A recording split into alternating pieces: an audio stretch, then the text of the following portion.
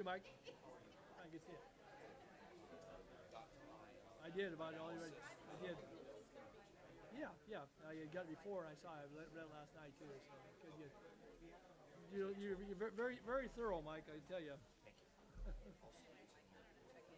Okay, I saw you talking about that. Okay, you got it. How are you? Good, you?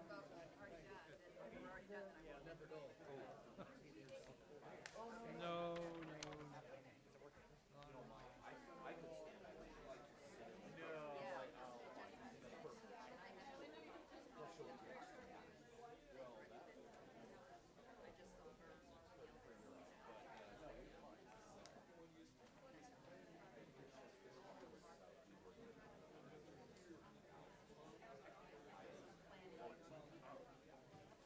Yeah, the open house.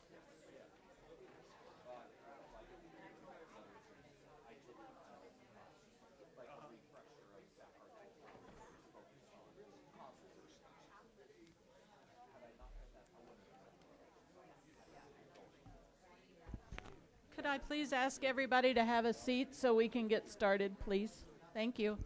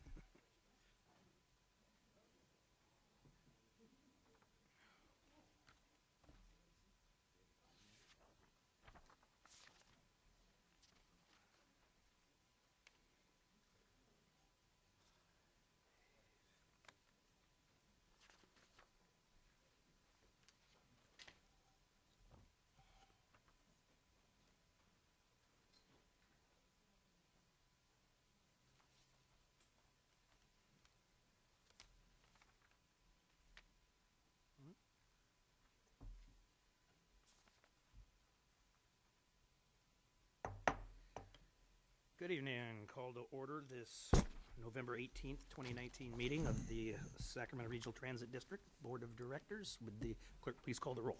Director Budge is marked as being absent. I'm sorry. Director Hansen? Director Harris? Here. Director Howell? Here. Director Hume? Here. Director Jennings? Director Miller? Here. Director Natoli? Here. Director Chenier? I'm here. Director Cerna is marked as being absent, and Chair Kennedy. Here. With that, we have a quorum at 91 votes. This meeting of the Sacramento Regional Transit District will be cablecast without interruption on Metro Cable 14, the local government affairs channel. Tonight's meeting will air on Wednesday, November 20th at 9 a.m. and replayed on Thursday, November 21st at 6 o'clock p.m. and will be webcast at www.sacmetrocable.tv. It is also closed caption. Members of the audience wishing to address the board should fill out a speaker card located at the rear of the room and provide it to me or Adam. Please speak into the microphone and state your name for the record. We would appreciate everyone turning off their cell phones. Thank you. Thank you very much. Would you please join me in the Pledge of Allegiance? Pledge allegiance to the flag of the United States of America and to the republic for which it stands, one nation, under God, indivisible, with liberty and justice for all. First item is the consent calendar, items 1 through 12, noting that there is no item for item 10 and that you have speakers on items 4 and 5 and 12. Okay. We will... I'll move the remainder of consent. Okay. So we have consent other than items 4, 5, and 12. Is there any other discussion, questions? All those in favor? Aye. Opposed? Abstain. Item number 4, resolution awarding a contract for the tree mitigation, bus stop demolition, and landscape restoration to Swirestock Enterprises, doing business as Pro Builders. And Jenny Nilo is here to answer questions. All right. We will have Jeffrey Tartagia.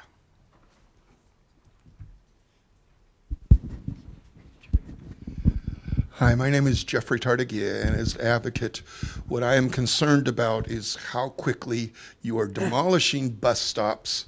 And the reason I bring this up is you took out the 28th bus stop on J Street, and you only put back a bus sign. That leaves you right now for the 38 where you changed routes, and you have no means of which notifying when you change things. I'm hoping that there's better insight into why you are demolishing rather than relocating bus stops. That's really my question to this board, is what work has been done to why you're demolishing bus stops rather than moving them to other locations or repurposing them to a better purpose. Okay, we have a response to that? Okay, thank you. And the next item? Item number 5, resolution approving a sole source procurement and approving a contract for purchase of calf couplers with Voigt Turbo, and Doug Cook is here to answer any questions. Okay, actually, Jeffrey, I don't have a card from you on this side. Don't worry about it. Helen O'Connell behind you, though. Hello, Helen O'Connell. Oh, Helen. I am concerned because the couplers that we have now are really worn, and we're worried that the new couplers might not fit the way they supposed to. I was concerned that we might be buying something that we won't be able to use. And I really hate to see that much money set aside for something that we can't use. We did that with rail cars before. We bought rail cars and they didn't fit the tracks. So I just wanted to heads up, make sure that it works. Could you briefly alleviate Helen's concern? Yes, sir. The engineering team has worked closely with Voith to make sure that everything's going to be compatible and work properly. Okay, thank you. Thank you, Helen. Next item? Next item, item 12, resolution delegating authority to the general manager CEO to award and execute procurement contracts necessary to the provision of ADA complimentary paratransit service by SAC-RT, and Jamie Adelman is here to answer any questions. Jeffrey Tardigia.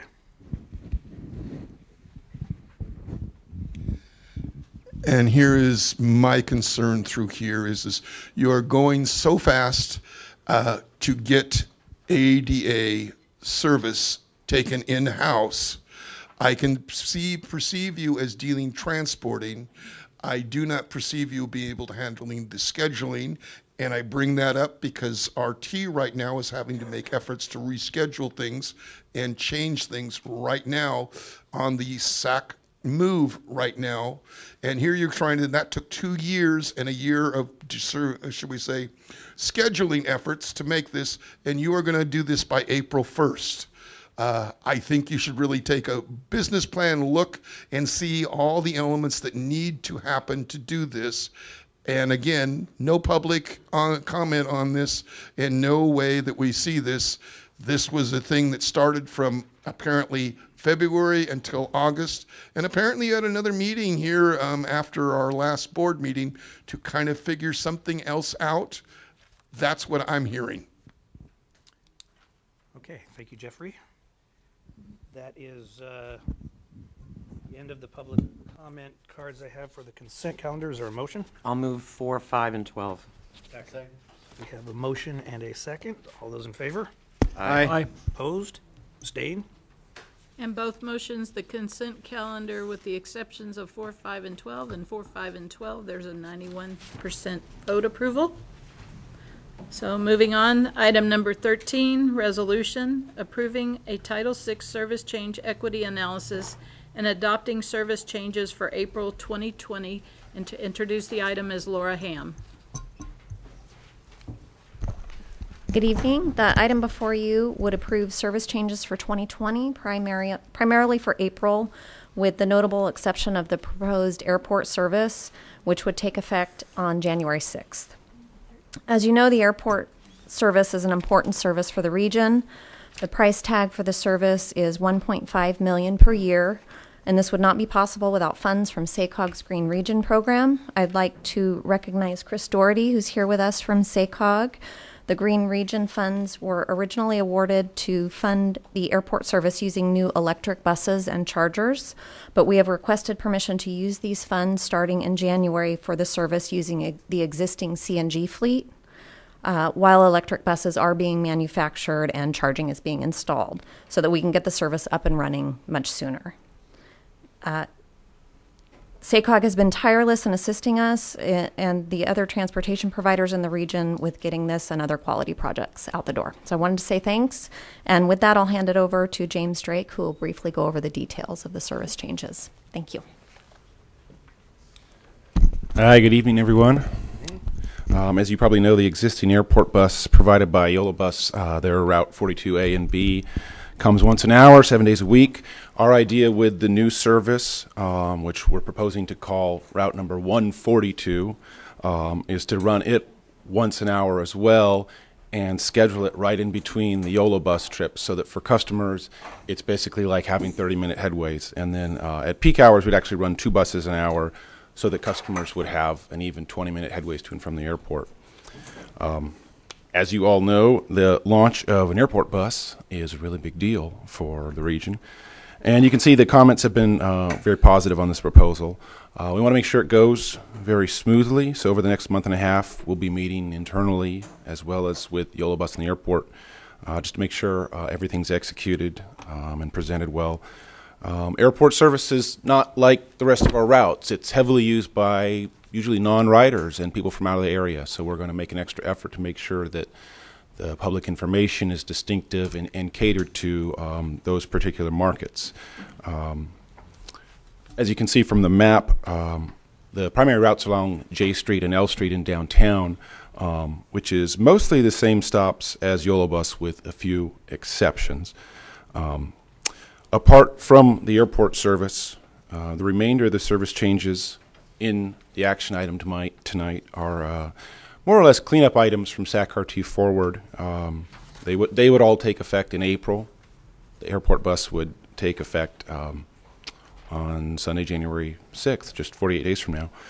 But the remainder of the changes, the April changes, these were all developed to be kind of cost-neutral cleanup items. We have been monitoring ridership, and we do have a list of other items we'd like to do that have a budget impact, but for now we wanted to put forward a few little cost-neutral cleanup items. With that, I would be happy to take any questions, or we can turn it over to comments. Any questions? Nope. Okay, we do have public comment. First is Helen O'Connell.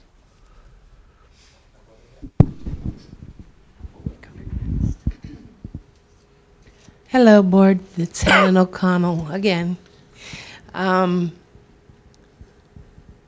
on the MAC board, and I didn't know about this airport bus because I was really happy to hear that they have an airport bus. But I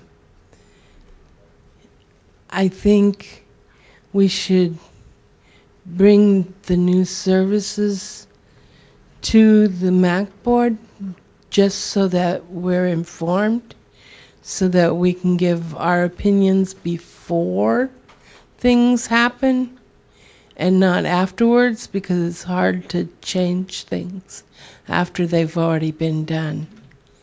I'm only speaking as myself tonight, but I am on the MAC board. Thank you. Mr. Lee, can we get this for the MAC board? Yes. Thank you. Thank you. Thank you. Mike Birnbaum?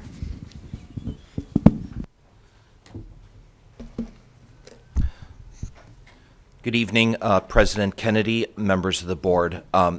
Mike Birnbaum. I wanted to speak about the potential Route 142 and reference a service analysis.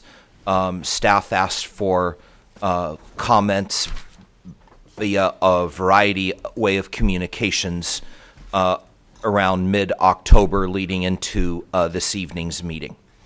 The 142 for the airport is an excellent start for Sacramento Regional Transit. For a long time that I've been reading comments and making comments about service, this one has been made quite frequently. And finally, it's up for discussion on the agenda. And thank you to SACOG for their hard work and their staff for what they did to make this an agenda item this evening.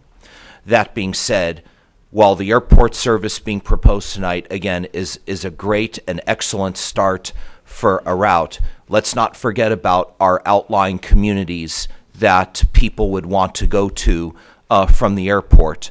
Whereas downtown is currently served, as the presenter said, with Route 42A and Route 42B, and that service has been in existence since 1997, just to give you a historical perspective.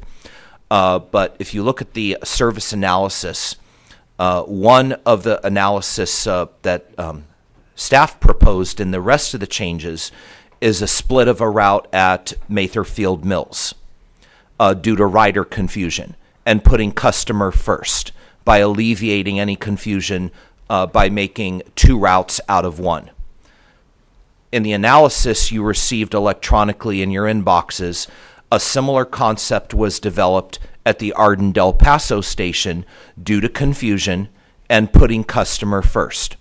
So that looked at Route 13 and splitting it at Arden Del Paso station so that the eastern end on Arden to Wotton-Butano would be renumbered Route 22, and the western half would be still Route 13, with the route extending from El Centro and Del Paso via Bayou Way and Airport Boulevard to Sacramento International Airport, giving riders in both North and South Natomas an airport connection direct to Sacramento Regional Transit's light rail system via Route 13's bus route and moving SAC-RT forward.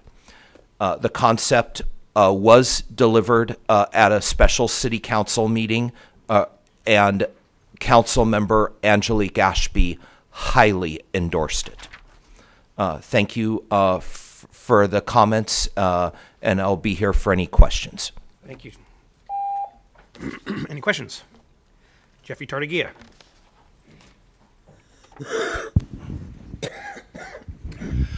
Dealing with this 142, my number one question, and this is for your city council members, is there is a problem that has been since June with the 14th and L bus stop. You also have the problem at the 11th bus stop, and you also have the 9th and L. That obviously if you'd visited, you would realize that you have 3+ buses. Now you want another bus, and you only have allocated 40-some feet for a bus to go in there.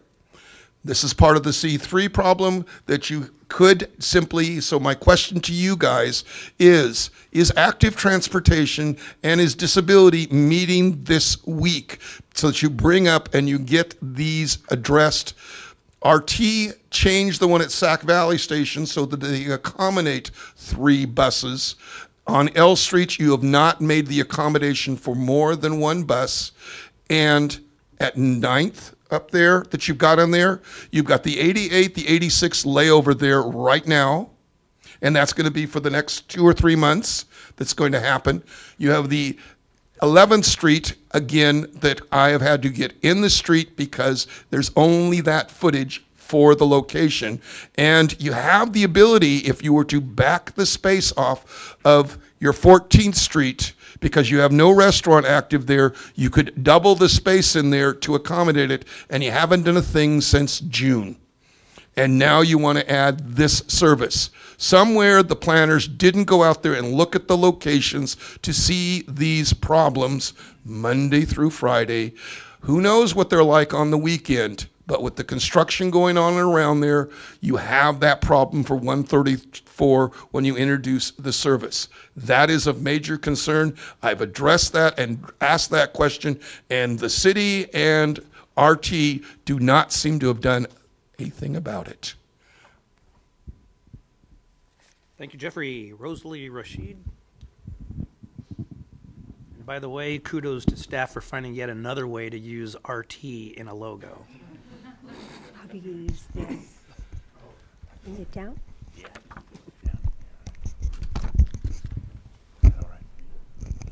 Henry Lee, my council representative, Steve Hansen, and all of you board members. I am Rosalie Rashid, a senior woman who has used regional transit successfully for 16 years. I'm on the bus 6 days a week. I go everywhere and do everything by regional transit. Friends and family ask me, how do you do it? And I say, well, I do what the women in big cities do. They use their transit system, whether you're in San Francisco, Vancouver, or New York. So I've been proud to use regional transit. My main bus route is Route 30, but I don't do everything on Route 30. It's just the beginning of my day. When I get on bus 30, I used to tell some of the bus drivers that I got to know, you know, this is the Cadillac line. It's the Cadillac. It's so efficient. And so when Sacramento, the RT was going to have this Move Forward program, I went to meetings and I said, you don't have to do anything to Route 30. It works, it's efficient. If anything, use it as a template for your routes that are not so effective. And so I can tell you the change has been tumultuous. It's turned my life and a lot of other seniors' lives upside down. What I want to know is, I was given this alert flyer Saturday, so I didn't have time to meet this deadline of November 12th. It was on the bus. I use the bus 6 days a week. I never saw it. My question is, you make all kinds of announcements on the bus. Hold on when the bus is moving. Save the seats for the seniors and the disabled. I've heard it 1,000 times now. We don't need that. That's just noise, and it adds to the pollution, noise pollution. This is the kind of alert that should have been on the bus. I could have written in detail my concerns because I've been talking to the many, many riders, and I haven't heard any positives for Route 30. So I'm hoping that this issue is not closed. It can't be. It just can't be. Thank you, Rosalie. And just so you're aware, the issue of routes, as we have committed, is never going to be closed, and we will continue to revisit them. Thank you. Glenda Marsh.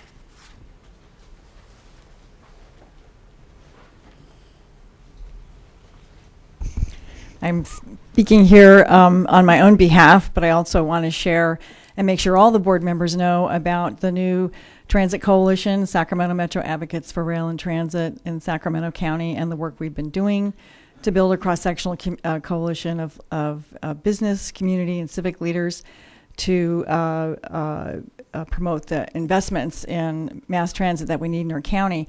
And personally, I'm very excited about all of the proposals around the public bus service between Davis and Sacramento and the airport. Having been somebody for a long time who's said, gee, why can't we just have a bus instead of waiting for the green line one day? So very excited to see this expansion of service, this investment in our mass transit to be useful and to have people be able to connect into downtown and go to the airport. I'm also, as a former UC Davis student, graduate, and used to live in Davis, I always wanted to be able to have more bus service to Davis, and always was sort of mystified that I couldn't take the bus the UC Davis folks took from the Med Center, that it was kind of a closed system. And I'm really excited about the opportunity to have an open public service between, more service between the campus and Sacramento. And hope that the issues can be resolved to really make that a useful service for everybody. So very excited about all the expansion of service that's happening. Thank you. Thank you. Bonnie Lindeman?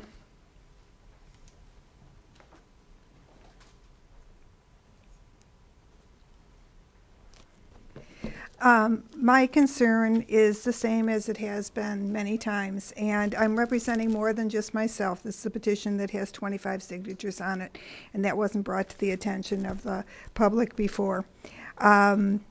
Anyway, Sunrise Mall Transit Center lost 4 fixed routes, and there were no public meetings for our group in District 3 and 4. And we have no representatives from District 3 and 4 on the board to bring up our issues. And there was no equity analysis done, as far as I know, during December through September that gave us an opportunity to say anything. I was expecting on February 25th that I would have an opportunity to discuss some of the issues that I could perceive with the loss of these different routes, and that was closed. It was a night to adopt, and I had no idea that was going to happen. I learned recently at the Sacramento, I was listening to one of the TV programs, and what was mentioned was that we have 60 to 70% of people with no homes in our districts 3 and 4, and as such, our economy is lower, and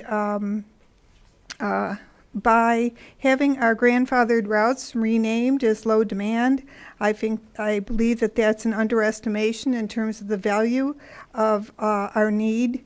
As a lower economic community, people do want to rely on buses, but they're not necessarily going to have smartphones with apps and the ability to charge their phones. So microtransit really is not a substitute for fixed service for these people. There were 2 articles in October that came out. One of them was about a revitalizing of Sunrise Mall, and I don't believe that was really taken into account when we lost our fixed routes. I submitted the article so that you can look at that. There's another article that came out concerning an invasive mosquito that is on the end of Route 21. And as an elder, my goal is to stay healthy versus getting sick. And so I would prefer to take Route 25 rather than go up through 21. During the springtime is when they're thinking that there might be a problem with those invasive mosquitoes. So I think the willingness to be open to changes, and I know that there hasn't been any interest in putting buses back on our routes, but I would like consideration paid. Thank you. Thank you very much. That's the final card I have on this. Is there any questions, comments from the board? Yes, Mr. Chair. Yes. Thank you, Mr. Chair. I just want to first say, in response to the comment about Route 30, we're increasing the headways on Route 30. We're adding service. So I want to follow up with you afterwards, ma'am, to find out what your concern is. But what I really want to address is, for about 7 years since I got elected, I've talked about why is it that YOLO Bus is the only bus service that provides service to the airport, and it's only hourly. And hourly service isn't really that effective for commuters who are working in the airport. And many of the airport's lower income employees spend a significant amount of their paycheck on getting to and from work. And so what we wanted to do is reduce that burden. But then also, we have many different transit lines that intersect in the downtown core, whether it's the Blue Line, the Gold Line, some of the shuttle service that comes from other parts of the region. And so it made a lot of sense that RT would look at this. And so after years of talking to our staff, SACOG staff, and others, I'm really happy to see we're finally at this point. I wish they were electric. I know that that is ultimately the goal. But I'd like to move to approve this item with one addition, which is more direction to staff, which is that we really prioritize the bus on shoulder legislation for this corridor on I-5. For the item that's next, depending on what we do, it probably doesn't matter, but bus on shoulder over the causeway, and then the business 80 as well. That corridor is so congested. We've talked a lot with our staff over the last year about how we get that legislation moving, but with this program becoming real, we don't want these buses bogged down in commute hour traffic. We want them to be reliable, and the bus on shoulder legislation that we need to get through the state is probably the most effective way to do that. So kudos to our staff getting this up and running early. I think this route is probably the best initial route that we can do, but we'll have to work with our riders and others to make sure that this is an effective way to make that connection from our mass transit intercity rail systems to our airport. And I didn't say it, but the San Joaquin service that's going to be starting this will be a huge benefit for, as well as the existing Capital Corridor service, which many people are familiar with, but we'll be continuing to add trains under state grants and other things. So congratulations, everyone. Thank you. Anybody else? If that was a motion, Yeah, it was a motion. I'll second it. Okay, then, is there any questions, comments? We have a motion and a second. All those in favor? Aye. Opposed? Abstained? Thank you. Next item. Motion carries at 91 votes. Next item, item 14, approving the Causeway Connection Intercity Bus. There are 4 resolutions in front of you, and I will read them.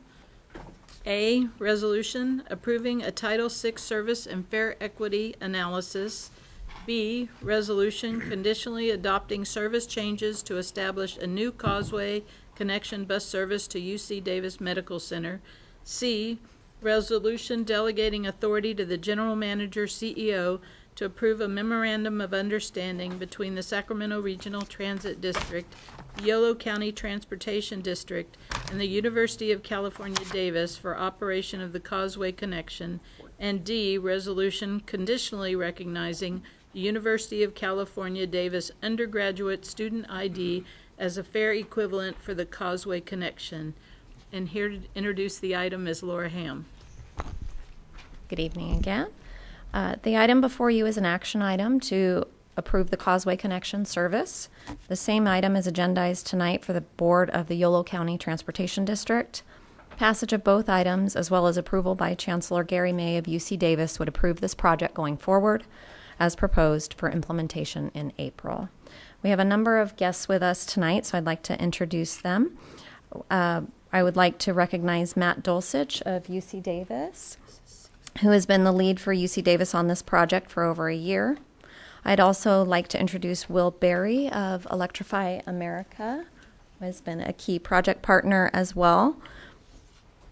And we also have Julia Burrows here with us on behalf of the City of Sacramento, who is working with the Mayor's office on this project as well. Oh, there she is.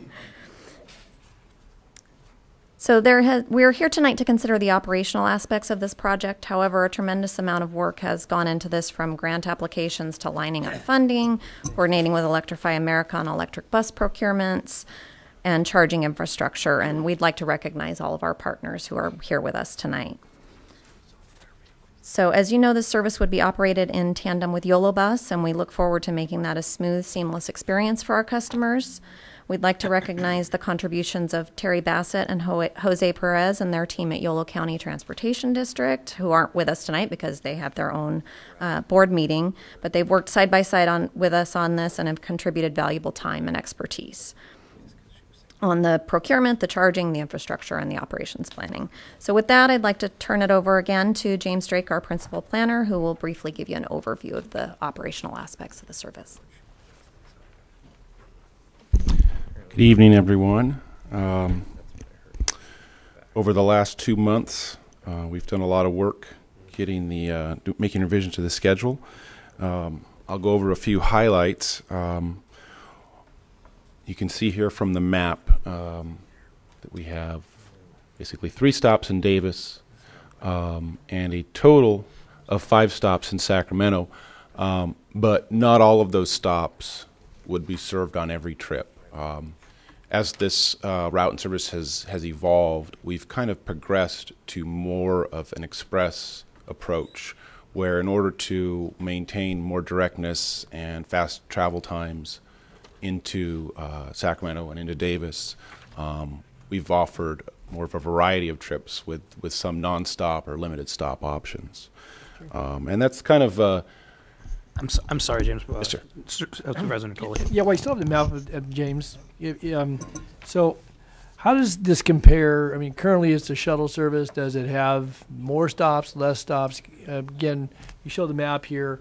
And again, we've received correspondence, as you're well aware, from a number of folks. Some are going to speak here this evening. But I just was curious because I didn't really have anything. I had a frame of reference here relative to what's being proposed and planned. But how does the current service, if you're using that map, how does it look compared to that, schedules and so forth? Maybe you're going to get another slide. I don't have your slideshow in front of me, so I'm not sure. But I wanted to ask that as we get into this discussion. So. No, quite all right. Yeah, the existing service has 3 stops in Davis. They're different stops. 2 of the stops are the same. There's the in West Davis, there's the Genome Biomedical Facility, the GBSF. There's the Mondavi Center, and the existing service has a stop on campus at the Silo Terminal. When we were developing this service, initially there was plans for a downtown Davis stop, and there was initially some discussion about an East Davis stop as well. And as the plans kind of evolved, public feedback came in, support for the East Davis stop was pretty much secured and confirmed. But the support for the downtown Davis stop was not as strong. And at the same time, we had a lot of public feedback from existing riders that were very interested in maintaining a direct, fast service. There was, frankly, a lot of opposition to some of the new stops in downtown Sacramento. On the Sacramento side, the existing service goes directly to UC Davis Medical Center. The stop on T and 34th Street is a minor stop served in one direction. The 3 downtown stops in Sacramento, those are not part of the existing service.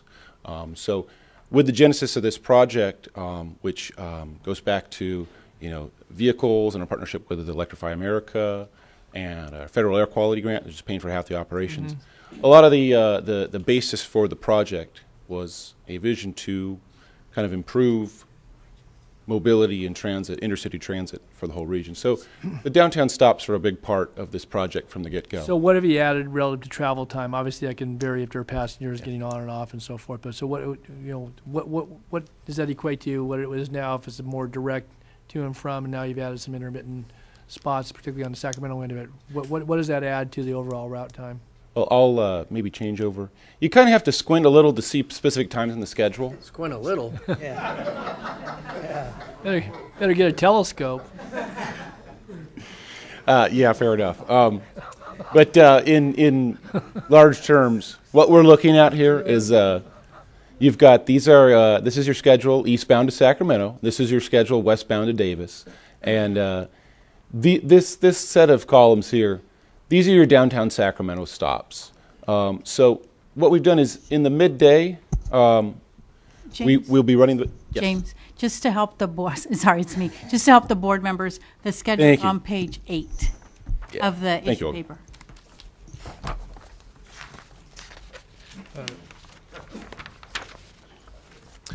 So, yeah, a great deal of the service now, one of the big differences is there are no stops in downtown Sacramento in the existing service. And another big difference is that there are no stops in East Davis at the Mace Park and Ride. And those are not the only differences, but those are 2 of the big ones. And like I said, adding direct service and stops in downtown Sacramento was one of the key parts of the original proposal. But when we went out to open houses, there was a fair amount of pushback to that. And when we looked at what we could do to accommodate those comments, one of the things we decided was in the morning and especially in the afternoon when running times are particularly long, there is more of a case to trim back some of those stops in downtown Sacramento. It's important to note that the vehicle type on this service will be different. The existing vehicle on this service is a large over-the-road coach with over 50 seats, and the new service will use a transit bus with 33 seats. So we are running, or we're proposing to run 3 trips per hour during peak hours on this service. Whereas the existing service is it's a once-an-hour bus. It's one large bus that comes just once an hour. The new service will have a smaller or medium-sized bus, but on peak hours there'll be 3 trips an hour. And with those 3 trips an hour, there'll be some differentiation in the stopping. So, for instance, in the morning, if you're coming in from Davis, there will now be an East Davis option at the Mesa Boulevard Park and Ride. Thanks. Make sense? Okay. Let me get back on notes here. That actually covers a fair amount of what I wanted to discuss. But while I'm still here at the podium, I'd like to highlight, another key facet of this is because we were looking at how to adhere to some of the original vision for the project, but also keep the service as direct as possible. We looked at those downtown Sacramento stops and said, right now there are a lot of express buses offered by Yola Bus that go from Davis into downtown Sacramento. So there is some redundancy with that if we were to do that with the new Causeway Connection service. But if you look at the reverse direction coming from Sacramento into Davis, right now Yola Bus only has one route and they only have 1 trip per day, and it just goes to the Memorial Union on campus. So for us to offer a few trips from Sacramento into Davis with some stops picking up at downtown in the morning, that's a genuinely new or almost entirely new offering. And when we looked at the ridership on the existing service going to and from Sacramento to Davis, it was about 50-50 per direction. So based on that, we said, there may be a very legitimate untapped market here for that reverse commuter service, which really doesn't exist to much of an extent in the region. So on the balance, the approach here was to try to retain a lot of what's working about the existing shuttle. Ridership has been declining on this shuttle, but at the same time, it's very strong, especially at peak hours. And we're going from larger buses to smaller buses, so the extra trips per hour are going to be necessary, we think, both for seat capacity and bicycle capacity. But overall, the approach has been to keep a lot of what's working, those strong peak hour trips, while at the same time offering up some genuinely new offerings in the form of the East Davis stops, the downtown stops, and a greater variety of travel times, options, and stops at the peak hour. With that, I think I will turn it back over for questions. I'm sure there are a lot of public comments tonight, and look forward to taking questions. Yeah, you go ahead and ask questions of staff to clarify, and often I find that it answers questions that the public has as well. James, can you give me an idea of the total ridership and how often the buses currently are at capacity? Yeah, the current ridership is about 380 riders a day. It is about 50-50 between Davis and Sacramento. The peak hour trips average between 23 and 28 riders. That certainly means on some days there's a lot more than that. So, if we were to run the same service hourly with a 33-seat bus, I'm confident there would be some trips that would be at capacity. With 3 trips per hour, numerically speaking, we're running 99 seats per hour, which compares favorably. But the avoidance of capacity issues does depend on, kind of an even distribution of those riders through those 3 trips. Bicycle capacity on the existing buses, the existing buses hold 9 bicycles, and the new buses will hold only 3 bicycles on the rack. Again, with 3 buses per hour, that is a total bike capacity of 9 bikes per hour during the peak hours, not off-peak. But that, again, does depend on distribution of those bicycles on the various trips that we offer in the morning during the peak hours. Is there any possibility to retrofit the buses for more bike capacity? You know, there's discussion about rear bike racks, but I don't think any transit agencies that do that are happy with them. I'm not really a vehicle guy, but I know that's really not done by too many agencies that are pleased with them. Do you have a reason for that? I couldn't say on that. That's not really my area of expertise. We can certainly well, get back to you on that. It may warrant more discussion. Yeah, understood. Thank you. Thank you. Any other questions? Yes, Mr. Miller. Well, Jeff did ask my questions about bike capacity. I think that could be an issue if there's 4 bikes and somebody gets passed up and has to ride that later ride. And I had the same question about additional bike capacity. I don't know that it's feasible to bring them on the bus. Folding bikes are allowed on buses. I don't think that applies to a vast number of people, but for the 3 is the record. maximum that can go on the front bumper, correct? Yes. How does this other bus carry 9? Well, it's a large, kind of an intercity style bus or a charter style bus where the stow area is underneath the bus. Good. Okay. Like if you ride Amtrak or Greyhound. And are those buses are diesel or? Yeah, the existing fleet is diesel. Okay. Thank you. Yes, sir. Thank you. Any other questions? Then we will go to public comment. Thank you very much, James. Chris Doherty. Good evening, Chair, members of the RT Board. My name is Chris Doherty from SACOG, and I'm here this evening just to support the Causeway Connection. And as a funding partner, we look forward to the launch of this innovative zero-emission vehicle project that furthers our transportation goals in the region. Thank you very much. Thank you. And by the way, we do have about 20 cards, so if you could refrain as much as possible from just repeating, we won't be in fear of losing a quorum up here. Julia Burrows.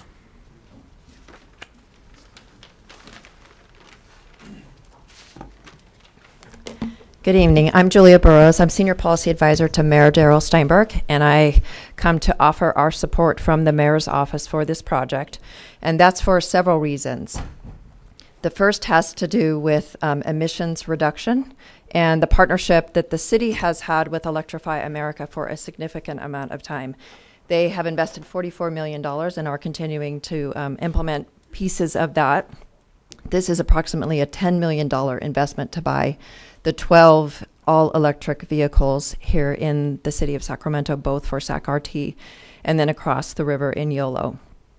We have emissions reduction calculations that were done very ably today by Anthony on the UC Davis staff and also the Air Quality Management District, and those are in kilograms and tons of nitrous oxide and CO2. And this project is one of the ways that we are carrying out the Mayor's Climate Commission, which Director Hansen sits on. The goals of the commission are to go carbon neutral by 2045. The only way that we will do that is to reduce emissions from transportation, which account for 50% of the emissions in the region. And there's 2 ways to do that in mobility. It's to electrify and it's to reduce vehicle miles traveled. This project does both. A second reason that we are supporting this is it comes from the students' perspective. And 32 years ago, I was a YOLO bus rider to get to my internship, which paid my rent at my senior year of UC Davis. I think, unfortunately, there are many students who are not in the room this evening who are our future riders, and we support it. And then the third piece is that we will sponsor the legislation. The mayor will be sending a letter to do the corridor legislation and support that in the future. Thank you. Thank you, Julia. Matt Dulcich. Good evening, Chair Kennedy and board members. Thank you for this opportunity to share a brief set of a few comments. My name is Matt Dulcich, and on behalf of UC Davis, we are very excited about this agenda item and the launch of the Causeway Connection bus service. To best serve our communities, we believe that public agencies should collaborate to build efficient partnerships. And the effort that has emerged and is before you tonight to replace the existing UC Davis operated shuttle service started with these principles: to improve frequency, to attract more riders, and to find additional partners and to build a stronger collaboration. I believe we have achieved these goals due to the collaboration and assistance from your staff, and from all of the regional partners. In this effort, leadership from SAC-RT, from Electrify America, from the Yolo County Transportation District, from the City of Sacramento, have all been essential to our success. I do want to acknowledge that the existing UC Davis Charter Service has some attributes that will not be included in the Causeway Connection service. We have listened carefully to the concerns of our existing riders and attempted to address those concerns with very substantial revisions to the routing, the planning, and the scheduling of the service. From the rider outreach efforts in November and October, totaling more than 14 hours of input and direct conversations with existing riders, we appreciate the extra consideration of those issues and concerns and the long hours of work, extra work from SAC-RT and the YCTD staff. At UC Davis, we are continuing to listen carefully to our riders now and in the future. We believe that the proposed service as presented tonight is very responsive to those requests from UC Davis affiliates, and I believe it will substantially meet their needs. As such, we strongly support moving forward at this time. In addition to the YCTD and SAC-RT Causeway Connection Service, we are continuing within UC Davis to find other options to help address the concerns of the riders. I am available for any other questions, and thank you for your attention. Director Natoli. Yeah, Matt, just a quick question, because it was certainly delineated in a number of the comments we received, and I think you addressed it just a moment ago, that you just started engaging the current ridership in October and November of this year, and planning has been in process for some time. Again, this is not being critical of the university or nor any department, but why so late? If you're looking at trying to build a service that obviously reflects a number of things that have been stated by other speakers, but why do you engage current riders? And maybe that wasn't your plan. I don't know, but I guess I'm going to ask you, maybe I'll ask a question of others, why so late in the process? It may not have changed what's before us this evening, but as you said, there have been revisions been made over the last 6 or 8 weeks, but it seems to me that's kind of late when people have a template for what they want to move forward with. So I guess maybe you have an answer, maybe you're not the person to ask. Yeah, I agree with that. I think we were late in engaging the riders. I think we had a lot of uncertainty about how the service options in terms of the range of service we might be starting, and we didn't want to set expectations higher than we could achieve. And a lot of that uncertainty went through this spring and into the summer. And I think in our workshops, we both apologized for that late initiation, and then also said that we were there at the table ready to take genuine input with first a draft schedule that was in October, and then with the more recent workshops, the first set of workshops had no schedule. The schedule a few weeks ago was the first version, and we've now substantially revised that in ways that we think are very responsive and really promote the express nonstops that are needed for this service. Okay, thanks. Yes. Okay, any other questions? Thank you very much. Thank you. Helen O'Connell.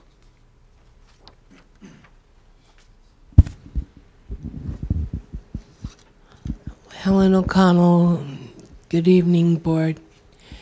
I was at a SAC-TRU meeting where some students that go to UC Davis and ride the bus brought up a few points about not having enough room for the bicycles because they're going to have to use them in school to get to classes and back and forth. There is a letter that was dated today. I think you guys might have it in front of you. I think it brings out very poignant things about seating, about bicycle racks, and safety on the buses. And I urge you to read it carefully and to think about the points that they bring up, because they're the ones that are riding the bus. Thank you very much. Thank you, Helen. Mike Birnbaum. Thank you, President Kennedy and members of the board. Mike Birnbaum and I had attended one of the 4 open houses, and I want to say, similar to SAC-RT Forward open houses, The education provided at the open house was invaluable. There was so much that was learned from that open house that I'm more prepared this evening to present policy and direction on this matter. So with that being said, Mr. President, I'm prepared to make a motion to approve the Causeway connection under the following parameters. That peak hour service from 5 a.m. to 9 a.m. and 3 p.m. to 7 p.m. be from the UC Davis Medical Center to the Memorial Union and the silo buildings only, with no other stops in between.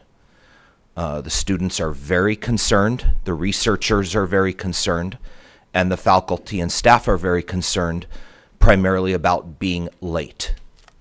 By having the silo and the MU as the stops on campus, it allows people to make connections with other YOLO Bus or Solano Express Blue Line services. Other stops like Mondavi or GBMSU, as stated, do not provide those connections. During the midday, from 9 a.m. to 3 p.m., one downtown stop, limited stop be considered, and that be at 304 S Street. That is Sacramento State downtown, a fairly new addition to Sacramento State. Again, you can't think of Causeway without the two campuses involved in the same conversation. And then further, and I'll conclude with this, that there be the stakeholders continue to meet after this. If Sacramento State wishes to have service expansion to its main campus or its potential Placer County campus, they need to come to the table and contribute to the service other than their downtown midday service. Thank you, Mike. Thank you. Jeffrey Tartagia, followed by Bonnie Lindeman. Jeffrey Tartagia, advocate. Question I have is, can should we say, make a direct connection from downtown so that you can connect, whether that's the 51 or whether that is the 38 that you would connect, and how in downtown for Sacramento's, should we say, UC Davis, is the other red of the project, of the other 20 acres that are being developed? How is this? It doesn't seem like this includes this. This is only for the UC campus complex. And I believe there's another 20 plus acres that are being developed between there and the mine center. So I am concerned the way you're there. So it suggests that once again, there is such a rush here to do this that the business plan needs more help. And as Patrick offers, is it's not cut in stone, but you need to make the best effort. And I really don't see what was previously here as a business plan and a cost out to what you are proposing now. But maybe it's there, I just don't find it. Thank you, Bonnie Lindeman. Okay, thank you. Jason Moore.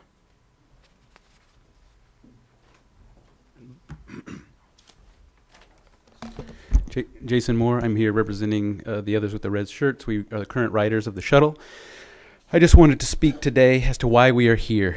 At the December 12, 2017 City Council meeting, Mayor Steinberg was enthralled with the city's electric vehicle strategy and Electrify America's $44 million giveaway to the city. On a whim, he unanimously declared that there shall be an electric shuttle running 15-minute frequency from UC Davis to Sacramento. This was not part of the approved electric vehicle strategy. Two of you were there and know that. It is now a misappropriation of the Volkswagen emission scandal money. Mayor Steinberg's decree set into motion the disruption of 500 plus people's lives. He likely did not even know there was already a shuttle taking thousands of riders across the causeway daily that has removed thousands of single occupancy vehicles from our roads. Likely one of the best examples of transportation emission reduction in the region to date. Sacramento City staff took Mayor Steinberg's statement seriously, called up their counterparts at UC Davis, whom also is clueless about the ridership, number of riders, cost, and current state of the shuttle, said, sure, we'll delete this employee benefit and give you 500 guaranteed riders a week. I even think we can give you $715,000 a year.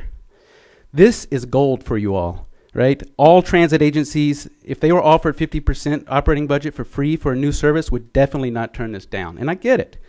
We know this is a deal of the decade. Transit agencies across the country are thrilled if 15% of the budget is covered by the fares. UC Davis is abandoning us in a 30-plus-year-old staple for our lives. We have structured our lives around the current shuttle service level, buying houses, accepting jobs, quitting jobs, setting child care, and everything. There's been zero data collected from these riders. We learned about this on October 25th. 2.5 weeks ago did we first get what you have seen on this board here. And I will close with, do what is right, postpone this resolution, collect valid data, truly work with the current and potential riders, and tell UCD that they must listen to students, employees, that you will have no part of disrupting 500 people's lives on their behalf. Thank you. Thank you. Yemi? I'm not about to butcher your last name. Thank you for getting my first name correct. Okay. Thanks you for the opportunity to speak today. My name is Yemi Olowoyeye. I'm a staff member at UC Davis. I live in Sacramento. I live just around the corner, actually. The first thing I'm going to do is just read a statement from an undergraduate student at UC Davis by the name of Cameron Osterlund. Quote, "This is my second year taking the shuttle to Sacramento for my internship at UCDMC. I don't have a car, so the only reason I am able to volunteer at the hospital is because the shuttle is the cheapest, fastest, and easiest way to get to Sacramento. If the trip were to take longer, it would be unfeasible to take classes on the same day as my internship. A normal 4-hour shift already becomes a 6.5-hour commitment because of the current route taken and traffic. With transport time changing and no guaranteed spot on the bus, it would be impossible to plan my schedule. Not to mention, getting any homework done during transit would become extremely difficult. Undergraduate volunteers rely on the shuttle being on time and efficient so that they can continue taking the classes they need while gaining experience in their preferred field. I will not be doing an internship in Sacramento spring quarter in large part due to the changes occurring. I can also attest to the fact that other undergrad volunteers are extremely wary of committing to internships in Sacramento when viable transportation is still an unknown. I will simply say that I would echo my colleagues' concerns regarding the lack of information provided to staff and the fact that during the open houses that we've attended, the university has not been able to produce any data, and that the issue paper that was provided to the council tonight contains no data. That's alarming. That's alarming that the city is willing to make such a major investment in this public service without any kind of data to back them up. I would urge you to rethink this project at the very least until data at the very least is available. Thank you. Thank you. Alyssa Megorian?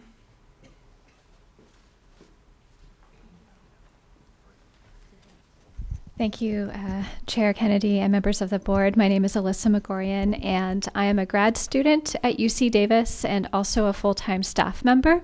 So you may imagine that my schedule is extremely busy, and I rely on the shuttle. I take it 5 days a week, every day, and I rely on it to get to work on time. And to get home at a reasonable time.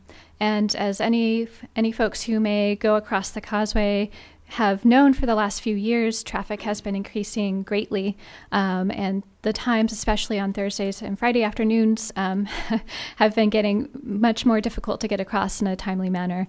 And so I would just like to say that the commute times are really important for me to consider staying at UC Davis. Of course, I will stay as long as I'm a student, but after that point, the extended periods of time by taking these other routes and stops makes it really challenging for me to say this is worth it for me. So I, as a student and as a staff member, I feel like this impacts a lot of people who have relied on the shuttle to be able to work at UC Davis and to go to school at UC Davis. It's hard to purchase a home or find affordable living in Davis, and so I chose to live in Sacramento partly for that reason. So I do appreciate the efforts made in listening to the staff members just recently. I hope that folks will continue to listen to our recommendations and really be able to provide something that still works for everyone who currently rides the shuttle and still provide access to the public, because we're all about sustainability and we do want sustainable options to be provided. So I think that's really critical. Thank you. Thank you. Amy Fletcher. And after Amy will be Lisa Rosenthal.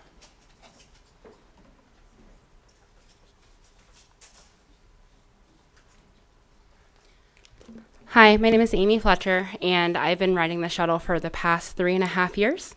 And I just wanted to speak to the fact that as the riders, we would really like to see a delay in the proposed project. One of the areas that is most concerning to me is the bike situation. This is an image of the current bike situation on the bus with 8 bikes. The change to 8 bikes was only recently implemented over the summer. Previously, I've seen us get as many as 15 bikes onto these buses working together. I have personally witnessed people being forced away from the bus because they're the 9th bike. And as you can imagine, sprinting to Amtrak on your bike at 6 o'clock in the morning when it's dark outside is not a very productive or good start to your day. It also jeopardizes many people arriving to work on time because not everyone can make that commute or make that bike ride who's not able-bodied. This project has been worked on for 2 years, and we first heard about it in October of this year, and the first schedule we saw was in November. That's really alarming when you're not just rolling out a new transit line, you're also impacting current riders and a current customer base.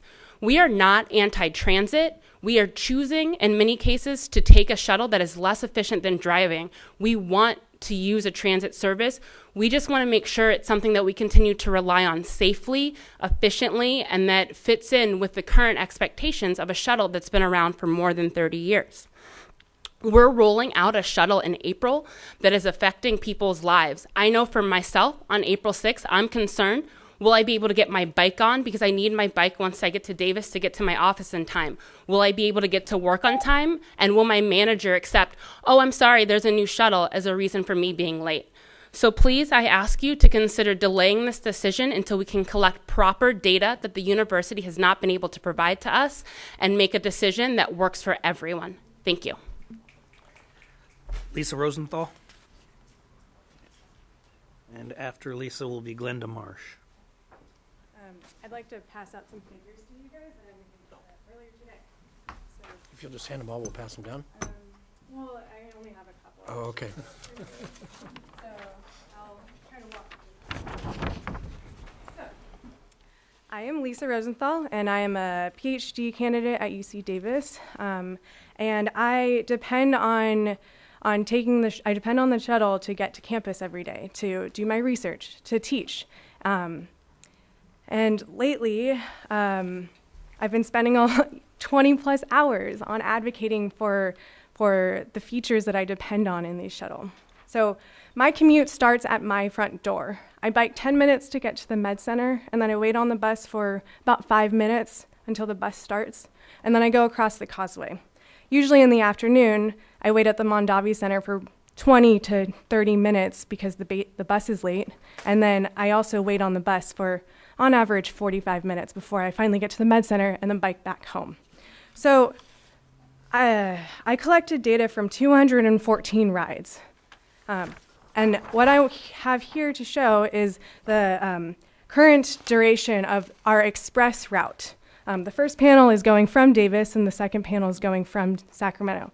As you can see, if you're taking the bus at 6 p.m., which I do in order to avoid peak commute hours, I'm still sitting on the bus for 45 minutes at least, okay?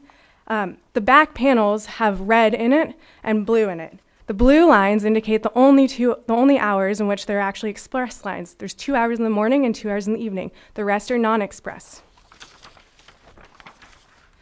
Going to the next figure, I add in the estimated proposed duration for the new line. So we have express routes and non-express routes. On average, the express route will take only 35 minutes, despite the fact that most of our express routes are above that. The non-express ones will only add 3 minutes.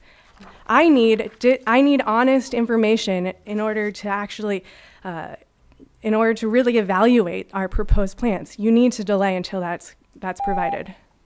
Thank you. Glenda Marsh? Okay. Sarah Kerber?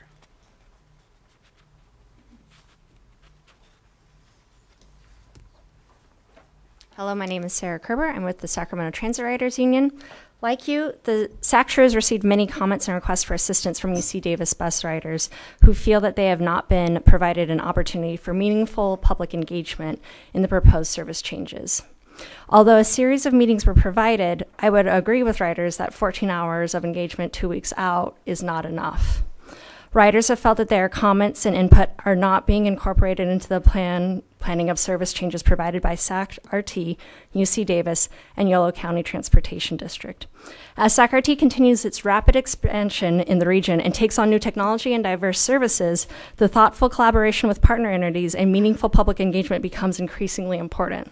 If implementation is not well thought out, riders could turn away from using public transportation and opt for their cars, undermining the goals of greenhouse gas emissions and reducing single occupancy vehicle trips envisioned by congestion mitigation and air quality improvement funds and other funding for sources, jeopardizing future funding opportunities for our regional transit system.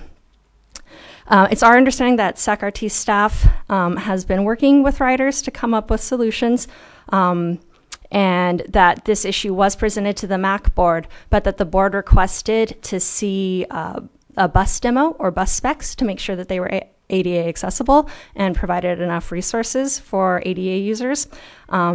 It's my understanding that that information hasn't been provided to the MAC board, and I would request that the bus demo and specs be provided to the MAC board as soon as possible before anything is approved. I don't know if we need to add a little checkbox to the board items so that MAC gets to review things before they're proposed.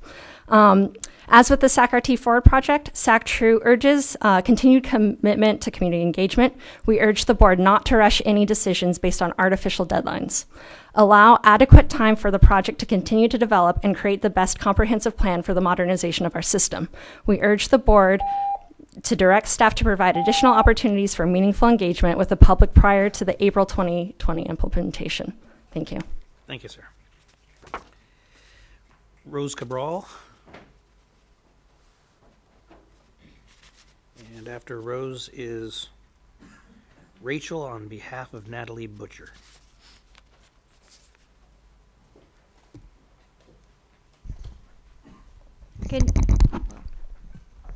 Good evening, board, and thank you for allowing me to share my comments.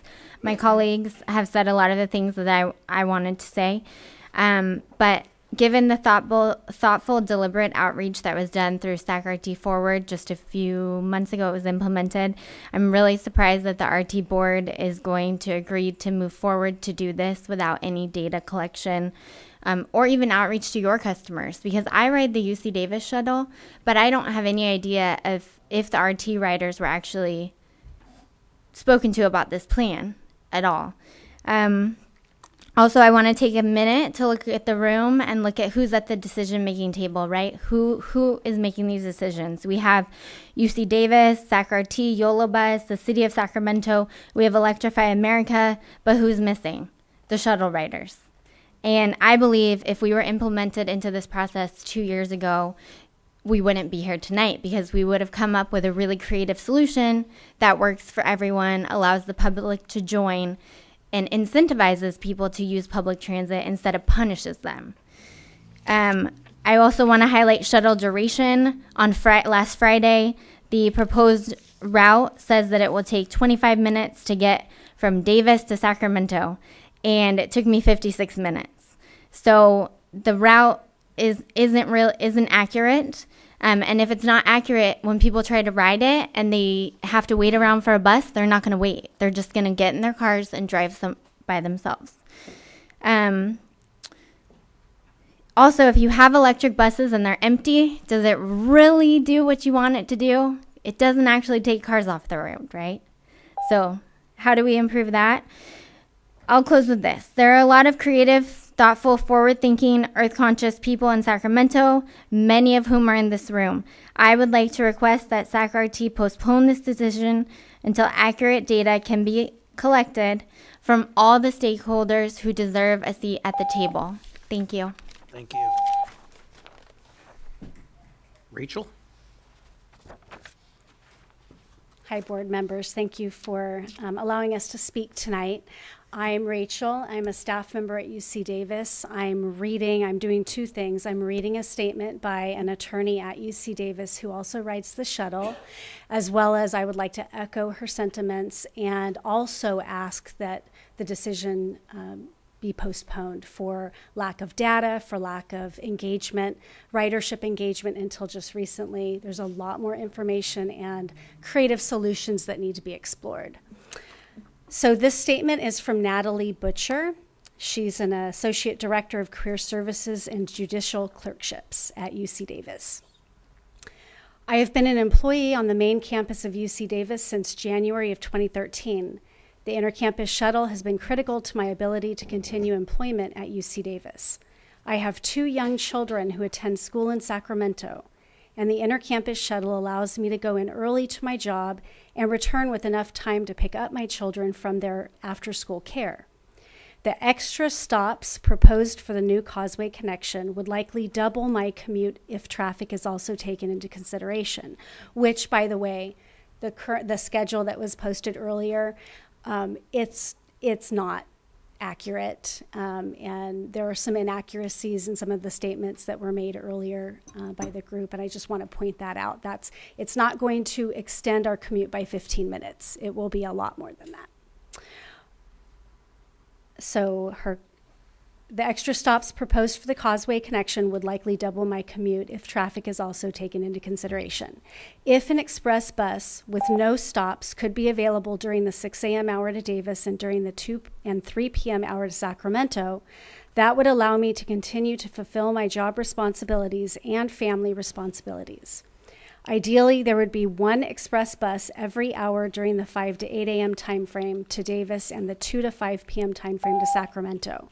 If this option is not made available, I will seriously consider looking for a new job in the city of Sacramento, where I live, as the extended commute with extra stops will not make my commute sustainable. Thank you for your time. Thank you.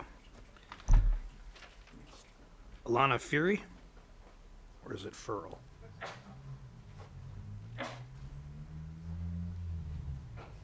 Hi, everyone. Thanks for giving me the chance to comment here. My name is Alana Furl. I first started riding the shuttle in 2007. Since then, I've moved around quite a bit. I've lived all over Sacramento, and a large part of what has kept the shuttle a viable option for me is the bike capacity. Living in all these locations, I'm able to bike to the shuttle, put my bike on the shuttle, and then bike to the various locations that I have to reach in Davis, which are often quite spread out. And, so I was kind of thinking about the issue that you guys have, because we really do want to expand transit options to people who are in multiple locations while keeping travel times reasonable for people. And I think it should be a priority to increase the bike capacity, because you do expand people's range around the city by allowing them to get to the stop, wherever that happens to be, using their bicycles. I think a combination of increased bike capacity and leveraging the systems that we already have, such as Gold Line connections with the light rail, would do a lot for expanding the range without penalizing the travel time total. And also I would like to mention, I really appreciate people being willing to work with us on this. The ridership, we want to keep using the shuttle A lack of data has been mentioned quite frequently. We would really be willing to help you guys collect that data. You know, we're on the shuttle every day, many of us. So, you know, we could be your eyes on the ground if you needed that, if you wanted that kind of information from us. We'd be very happy to work directly with you on that. So, yeah, thank you for your consideration. Thank you. David Doty, followed by Mike Tentis. Okay, thank you very much for listening to us. I am a faculty member at UC Davis. I moved to Sacramento recently with my wife. I tested out the shuttle before moving in order to decide, hey, is this going to work for me? And I thought, yeah, it's going to. So one thing I want to mention that nobody's brought up is the cost. So some people will save some, but graduate students in particular right now are going to pay quite a bit more. I think it's like $100 a month, whereas a parking pass on campus costs $50. So, you know, this hardly seems like a good idea. So, and of course, we all support electric vehicles. Like, no, we're a bunch of liberal academics. I mean, nobody's more pro-electric than us. And we know that an electric vehicle puts out fewer CO2 emissions than a diesel bus, but an electric vehicle plus 20 cars does not do that. So, in the interest of talking about new things that haven't been mentioned, I just want to mention one thing about why I chose it.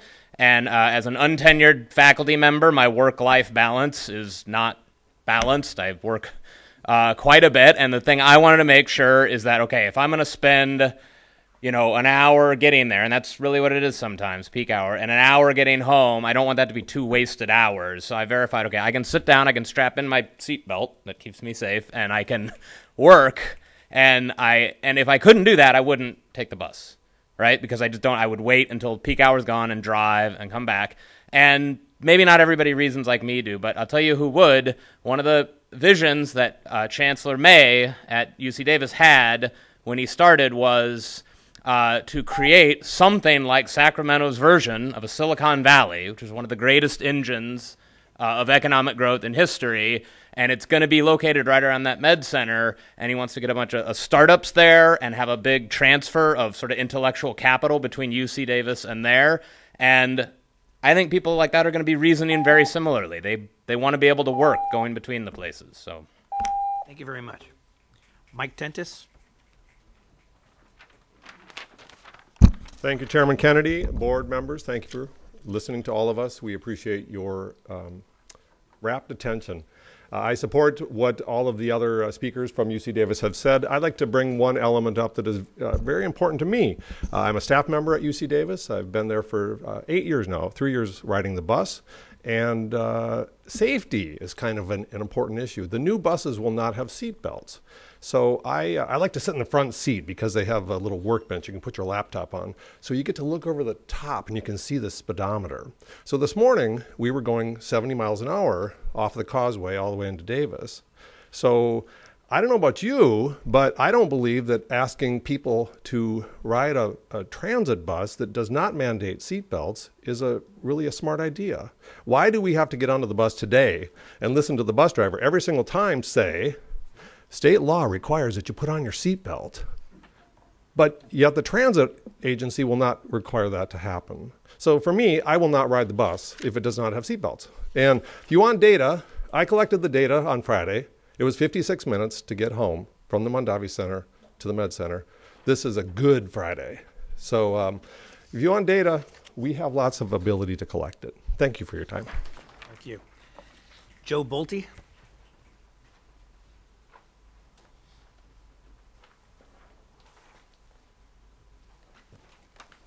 Good evening, board. I'm a resident of Davis, but not a member of the UC Davis community, so I cannot take the current shuttle.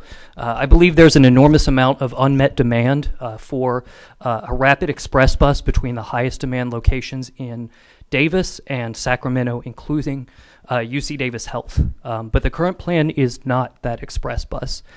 There's no service to downtown Davis. There's no service to the center of UC Davis campus.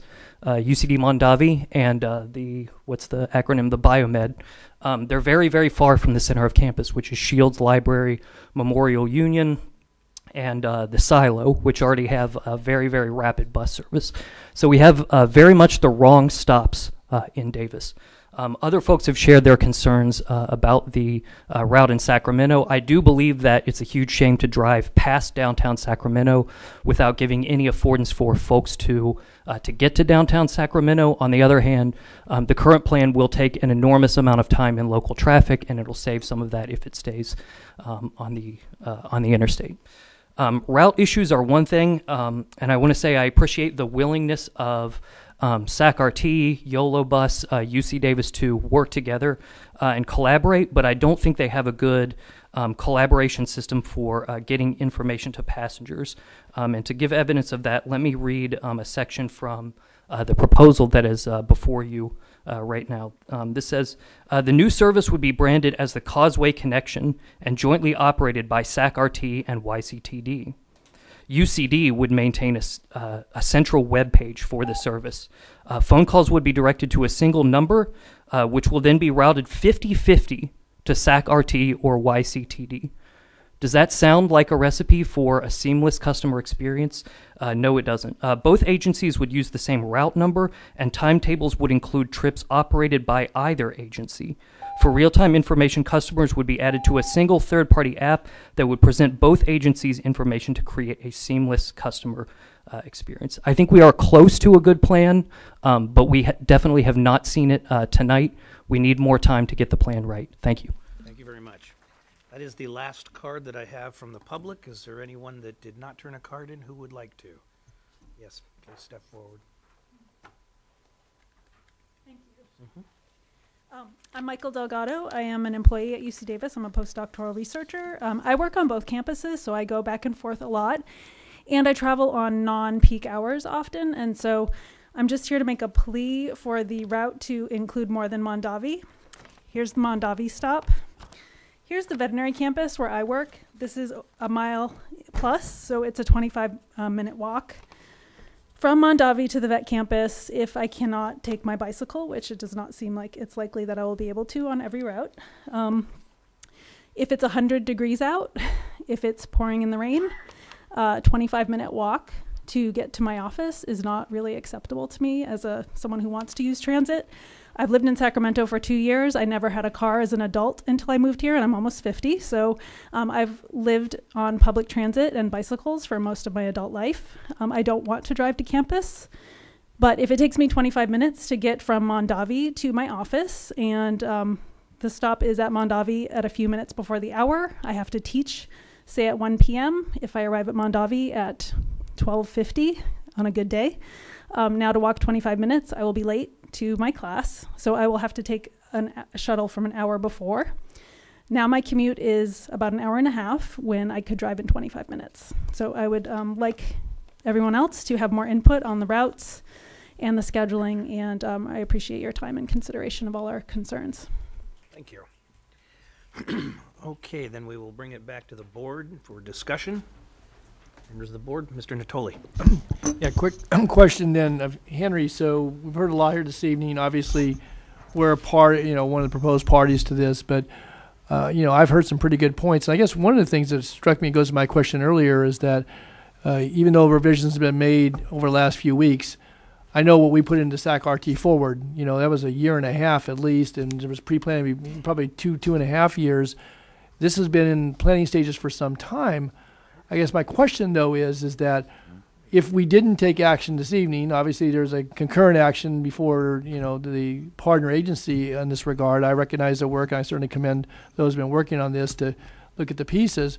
But what if we took a little more time? And is that an option that's available to us, Henry? That's not your recommendation, but I'm asking you that because it seems to me what I've heard here, it may not satisfy everybody, even if you had more time, but there's been some good input. It sounds like some of that's been taken into account. But I can't imagine that you rolled this out a few weeks ago and expect, 500 current riders to, one, get knowledgeable about it, but to embrace it. So what's the opportunity? I know we have this April date looming, and do we have the ability to at least take a few more weeks? I mean, we have another meeting in December, and, that's my question.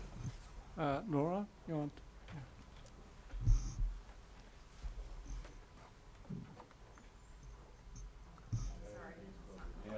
It's not a cordless mic. Our option at this point, we could take this at the December 9th meeting and still be able to implement in April, although it's not ideal. It gives our scheduling team and our operations team less time to implement. If we go beyond that meeting, it would postpone implementation until June. It would be the June operator sign up at that point. Okay. And just one other question then. So is there any, people talked about how, money coming from outside sources for it. So is there anything that by whether it's a few week delay or even if it was to go a little longer to put us into June, again, that may throw off other people's anticipated schedules, but do we forego any grant funding if it got pushed from April to June, or we took some more time here? Laura, is there anything that's in jeopardy? I believe that the grant funding will flow when the service is in operation. We do intend the vehicles and the vehicle charging to be ready to go by the end of the year. So that would mean our capital investment would not be utilized as soon as. Okay, so it's a little sunk investment for a bit of time, but again, and still it would be a matter of 3 months versus a lengthy amount of time. Okay, thanks. Any others? Mr. Miller? Quick question. When is graduation at Davis? June? That's why June would make a little more sense to me, rather than changing schedules in the middle of a school year. Any others? My only question would be getting confirmation of the estimated travel times, and it sounds like there's a big disparity in those travel times, so that needs to be tied down.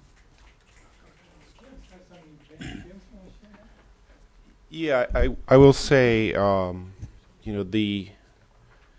when it comes to developing the schedule, we use combination of quantitative and qualitative sources.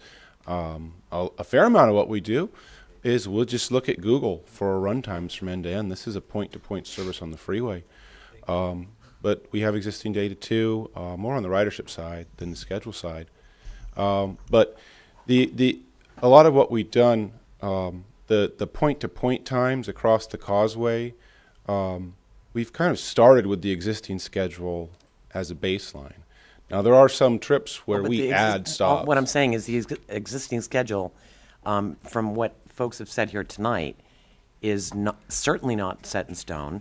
And if the buses are scheduled to arrive at a certain point in time, they're arriving 20 minutes later, we need to know that. Yeah, so we have not scheduled any point-to-point times any tighter than the existing schedule, and in many cases we have added time. If the existing service is not meeting those anticipated schedules and we don't know that they are, then we need to have actual travel time data from the Med Center campus over to the campus in Davis. Well, and find out what those other travel times with the interim stops are. If we were to assume that, maybe in December we come back and we're looking at the same situation with the interim stops, if it turns out that no one's getting on or off the bus at those locations, then they need to go away.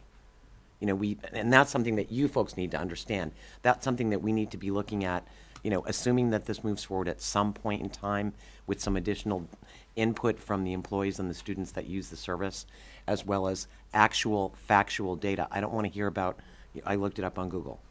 I'm a civil engineer, so I want to know that somebody has actually driven that route and they have factual data given different times of the day, and we know how dramatically the traffic from one day to the next can vary. Well, yeah, we've done a fair amount of road testing too, and we're basing it on existing service as well. I say just strictly that every stop and every minute we add to the schedule, they're all traded off with one another. So time we add to the schedule, that takes away from other stops. We can do stops, we do take away from time. There's a tremendous amount of variability in the running times across the causeway. So it certainly can take over an hour to get across the causeway. However, we would never want to schedule to an hour because it can take much less than that. That basically builds into someone's life a worst case scenario. So a lot of what we do is we try to make an estimate of what a running time would be that would work well. But again, the most run time of the at 9 or 10 in the morning or 2 or 3 in the afternoon is going to be very different than it's going to be at 7 o'clock in the morning versus what it's going to be on Friday afternoon. Yeah, and actually, if you go through the schedule, a lot of what we have done is we have made differentiations in the running time by time of day. The existing schedule doesn't have that. The existing schedule is a uniform 25 minutes from Mondavi Center. Well, but it sounds to me like the existing so-called schedule is not accurate. So. Yeah, well, that was kind of our feelings on it, is that the existing schedule needed greater differentiation by time. That's one of the things we did. We can debate this like for hours. Yeah. I'm really good at this. No, we can't. Yeah. But we don't want to do that. No, understood. If we could just come back with some actual numbers, then I will not torch you at the next meeting. Mr. Harris and Mr. Hume. Thank you, Chair. The first thing I'd like to say in response to that last discussion is that there's a tremendous amount of change that happens on the causeway minute by minute. You know, all the times that I've gone across the causeway, it's very unpredictable. And you can schedule as well as you'd like to, Carrie, but on any given day, your schedule could just fall apart. It just takes one small incident on the causeway to create unpredictability. I do have a couple of concerns, and one is I would really like to have an analysis about the possibility of putting more bikes per bus. Look, the reason to go electric is to change mobility options for people and to reduce greenhouse gas emissions. And if people are willing to use bicycles and carry them with them to work on the first last mile conundrum, we should absolutely afford them the possibility to do so. We've heard a few people speak that that was a critical part of this kind of commute vehicle being, making it worthwhile for them to take it. And I think that that's true. Certainly when I use RT, I often take my bicycle because, I don't want to walk a mile, but if I can throw my bike on a vehicle, it makes a lot of sense. And frankly, I think we need to encourage that. As far as your decisions about the actual stops in both Davis and Sacramento, can you just kind of sketch out, James, why you arrived at these particular places? Because I tend to agree that in Davis, since we're looking to make this not just a commute line, but actually serve the general public, if there were, I just wanted to know what the thought process was in considering that. That the existing coach, as I understand it, is really a commute run from campus to campus. But, if we're going to launch a fleet of electric vehicles, they really should serve, I believe, a greater public and get greater utility. At least I think that that should be a goal that we would want to achieve. So if you could just kind of sketch out why you arrived at the locations you did. Yeah, the project really kind of evolved, and the stops evolved over the course of the project. At the outset of the project, the first cut of plans was a stop just at the Mondavi Center, expressing into Sacramento, with stops in downtown Sacramento on all the trips, and then a stop at the Med Center, of course. Over the course of the scheduled development, stops in downtown Davis were contemplated, and that one went away partly because there's a lot of running time going through Davis. The parking lot capacity at Amtrak fills up pretty early. So on the balance, it seemed like other priorities or other stops were a higher priority. East Davis was suggested. That came in early in the concept development, and in open houses, we heard a fair amount of support for that. Under the existing schedule and design, if you're an East Davis resident and you want to take the shuttle, you have to drive or be transported kind of out of direction to Mondavi Center or GBSF silo to take the shuttle. So there was support for that. Excuse me. At the same time, we didn't think there would be demand for that all day. We didn't think. There doesn't need to be a stop in the morning going westbound. This was a peak direction only stop. And then the big pushback from the existing riders, the big concern with the draft schedule, not the only concern, but from a schedule and stop standpoint, was indeed that the existing running times were considered to be way too optimistic, and running times across the causeway were roundly, pointed out to be highly variable and longer than in the existing schedule. So with that in mind, the existing riders felt that the downtown stops would be really counter to what was making the service successful now. So we wanted to respond to that, and that was kind of why we started first taking the downtown stops out of many of the peak hour trips, which have the biggest problems with running time. And then we added running time to the schedule, particularly in the busy windows. Over the last several years, the commute time on the Causeway has not only gotten more severe, but it's become a lot more severe from our standpoint in the reverse peak direction. The commute into San Francisco essentially is the heavier commute now, and that really wasn't reflected in the existing schedule whatsoever. So we made adjustments from that baseline of the existing schedule to account for that. And no one is saying that this bus will run on time 100% of the time. The run times on the Causeway are way too variable for that. But what we did try to do to account for that is, in addition to the times across the Causeway, the times at the end of the trip, at either end, what we call the recovery time, the padding in the schedule so that the next trip can start on time. We were very conservative with that to make sure there's time to recover the schedule. In the event of one of those hour-plus trips across the Causeway, we want that bus to have some padding in the schedule so that it has a good chance of starting the next trip on time. Normally when we develop routes in and around downtown, you want some of that, but you want it to be kept to a minimum. You want that bus in service when we're paying a driver.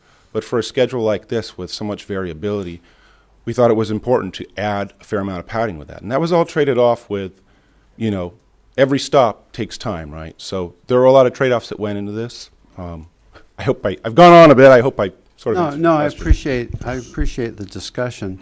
So how flexible are you? I mean, if you launch this service as advertised and you're finding it's not fitting the need, how nimble can RT be in making adjustments so it really does fit the needs of the riders? It depends on the size of the adjustment. Minor adjustments to the schedule, those can be made. We ordinarily try to make them on a quarterly basis because you've got so many different printed materials and electronic materials, but every day, every week, we have detours and things. So things come up on an episodic basis that we have to respond to. Changes in the level of service have a budget impact, so those obviously are a much longer pipeline. So if we put this decision over for a month until December, what would you do in the interim between now and then to address the concerns you heard tonight? So postponement of a decision on this to December essentially takes some time away from our schedulers and operations trainers. They have a long, difficult job. Like anyone with a job of 90 days, there's an amount of time budgeted. And December 1st is customarily our drop-dead date to get any changes to our schedulers. They have to write and optimize schedules for 450 different drivers. Vehicles and driver shifts all have to be made. They have to pay correctly. They have to go into bid documents. It all has to be accurate. It has to go to the union and be proofed. So it's a complicated job. It's not a day or two kind of job. So we try to stick to these deadlines. This is in particular a complicated service. We're coordinating this with Yola Bus. We're going into a new service area. So there's training involved with new streets and roads and those kinds of things. But to table the decision to December 9th, it takes a week or so out of their timeline to do things. It doesn't completely invalidate the process. If we were to miss the December 9th deadline, then yeah, we would be missing our April round of service changes and we'd be pushed into June. Okay, thank you. Mr. Hume. Thank you, Mr. Chair. I want to begin. I think that Director Harris made some great comments with respect to that first and second mile mobility and sort of the changing face of short trips. And the more that we can do to increase the variety of mobility between those urban cores or urban areas, I think is a good thing all around. And so I generally am very much in support of the concept of this program, what it's hoping to achieve, and also that it is opening itself up to a greater ridership than is currently being enjoyed. And I think that's part of maybe what is going on here, is because change is always a little bit scary, and so not knowing what's going to happen is an issue. But I don't think this cake is baked yet, and so I'm not ready to move forward without better information. I think we have a dedicated ridership that is knowledgeable on existing conditions. I think we have a program that has laudable goals, but if those goals are not met, it's all for naught. I mean, I view this as really being a kind of a tipping point for mobility between these two regions. And if it's done correctly, it opens up a whole new slew of opportunities. But if it's not, it just becomes a financial boondoggle. So I would like to, I'd make a motion for two things. One, that we do come back in December with better information regarding scheduling and some of the other things that have been issued, and that we put over the service change until June, that it fits the university schedule better. It gives those trainers and drivers extra time to implement and get up to speed, and that we have some real-time data with which to make decisions. Second your motion. Okay, we have a motion and a second, and Mr. Chenier. Thank you. Just a couple of things, just so I understand a little better. First of all, I totally agree with Mr. Harris on the bike piece. I can put 4 bikes on a rack on my car. I'm not sure why a bus can't do that. State law. You don't need to do that, but thank you. Appreciate it. I don't understand a couple things. One is, and I think I disagree with Carrie, but every once in a while I do. The traffic is the traffic, and it's, when Mr. Tennis was talking about 56 minutes, that's going to be 56 minutes in any vehicle, and if someone's getting out of their car and they're going to drive, it's going to take as long until we can get the shoulder piece going as well.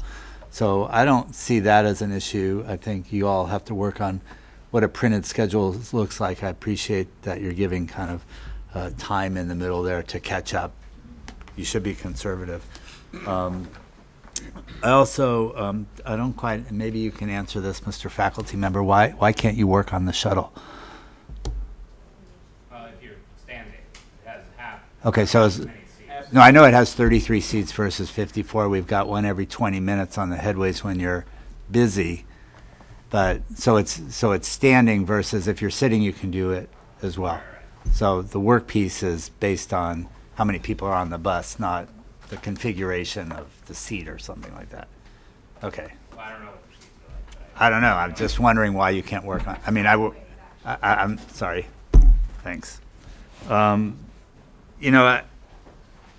I think this is the right thing to do. I don't have a major problem putting it off for a couple of weeks. I still think if we can make April, we should make April. It's an important thing to do. It's the right thing to do for climate. It gets to, we've spent, for some of us here who are on SACOG, we spent a lot of time getting to our new MTP and trying to get a 19% reduction. This is a piece of that puzzle. It's an important piece, and it also sets a tone for where we want to go as a community over the next decade. If we're going to do anything about climate change, it has to start with us. And so I think for a lot of things that we do and for a lot of people, that's going to require some change, and it's going to require probably some things that aren't as easy as they are now. But that's a sacrifice that I'm certainly. I'm sorry. Please let me speak. Did I interrupt you? Yeah. Thank you. Appreciate it. Again, I'm willing to give it a couple more weeks. I'd like to see if we can make it, Mr. Hume. Leave it to staff on a recommendation on if we can make it and implement in April if they feel comfortable doing that. If not, they can come back. So I don't know if you'd accept that as an amendment to your motion. We'll have him state the motion clear when we get closer to a vote. Yeah, because I had a similar question about the timing. Yeah. I'm just agreeing with the timing needs to be looked at. Yeah, so let's take a look at it. I think staff can collect data, and if they can work with the riders here to help collect that data, that's great. I think we've done good jobs making database decisions. SAC-RT Forward spent a year and a half, 2 years collecting that and collecting people's opinions. We should definitely do that. I appreciate UC's apology going forward, but we just need to do a better job when we do outreach on that. But, from us, we spent 2 years doing SAC-RT Forward, and we still get complaints. So there will be complaints. I think that's just something that we have to live with. That's going to go forward. We do everything we can to mitigate as best that we can. But that's my piece. So I'm going to support that motion if we can make it a staff recommendation to go with April, and if not April, then June. Okay, anybody? Vice Chair Hansen. Thank you, Mr. Chair. I do have some questions. I think the idea to put this over for a few weeks is probably beneficial. This is the first time the board has really had a chance to dig into this. I also think, though, and I have got my questions, just overall, this is really exciting. It's sad that we've gotten off on the wrong foot with people holding signs and essentially protesting the action, because this is the region's first opportunity, thanks to the money from Electrify America, to invest in a fully electric bus service. And as much as Davis is the sustainability capital of our region, we want to connect it more effectively to the rest of the region. And this is very promising. I think that the questions that have been raised, some of them I think have a ton of merit. And then I also hear what is change and employee benefit. And I sympathize with that, because people have adapted their lives to the schedules, the comfort, the amenities, but also the idea that this is a little bit of a sanctuary. Even though it's not typical for public transit to have this point-to-point luxury charter service or charter service. I've heard some people describe it as very nice bathrooms and all that stuff. That's not a public bus. And I don't know, maybe that was wrong, but I also saw some people heard some people saying they might quit their jobs if there's a public bus service that replaces it. And I think ideally the values of our region are very supportive of transit, of greenhouse gas reduction, vehicle miles traveled reduction, and this can be a very positive thing. But I do believe that Mr. Hume's motion to give us a few more weeks to address those questions is good, and I'll add a few more questions. But I would concur with Director Chenier that I am much more likely to support it if we defer the decision on how the service gets implemented, what date, whether that's April or June or some other point, to the next meeting where we talk about this, just so that we have all of the information back in front of us. We can give the people who right now aren't supportive a chance to look at those ideas, that data, and also work with our staff on what it may look like. So here are a few questions. First of all, the existing route for the charter service isn't overlaid here, but I believe it's just UC Davis Health to the Mondavi Center. Is that right? Those are the two stops? The existing route goes UC Davis Health, UC Davis Med Center into Davis, and there's 3 stops in Davis: the Mondavi Center, the GBSF Genome Facility, and the Silo Terminal. So there's one UC Davis stop not on this that was taken off?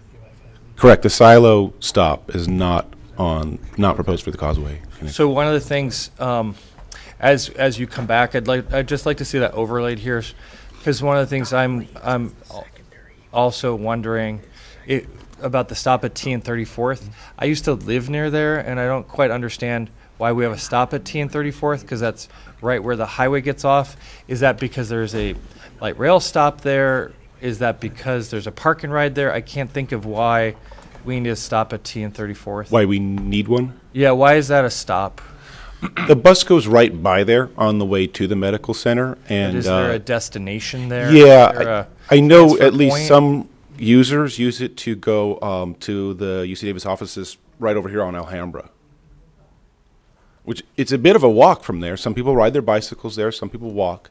But it's closer to get off there than to go all the way to the Med Center, obviously. So as we look at some of these things, I'd just like to have a chance to bring back some ideas about whether or not some of these stops would evolve, and at what point we would make the decisions about evolving them related to adjustments. Because this is, we don't maybe want to use the word, but it's kind of like a pilot. We're trying out a brand new service that has not been offered to the public before. We're hoping that the reverse commute service is really helpful to people who are coming into Sacramento or leaving because they live in Davis and work in downtown is going to be helpful, but we don't know that yet. So I'd just like to see how we may massage that if we have a choice at the next meeting. The bike issue has been well raised. I think if there's if Proterra offers some option to accommodate more bikes, Davis, as well as being the sustainability capital of our region, is self-described bicycle city. We're trying to compete for that designation as well. So I don't think we would yet claim the prestige of Davis as a highly acclaimed bicycling city, but I understand why that is a big issue, and I would echo it. The question about seatbelts, it's if we haven't ordered the equipment yet, or if we have, how much is it to add seatbelts?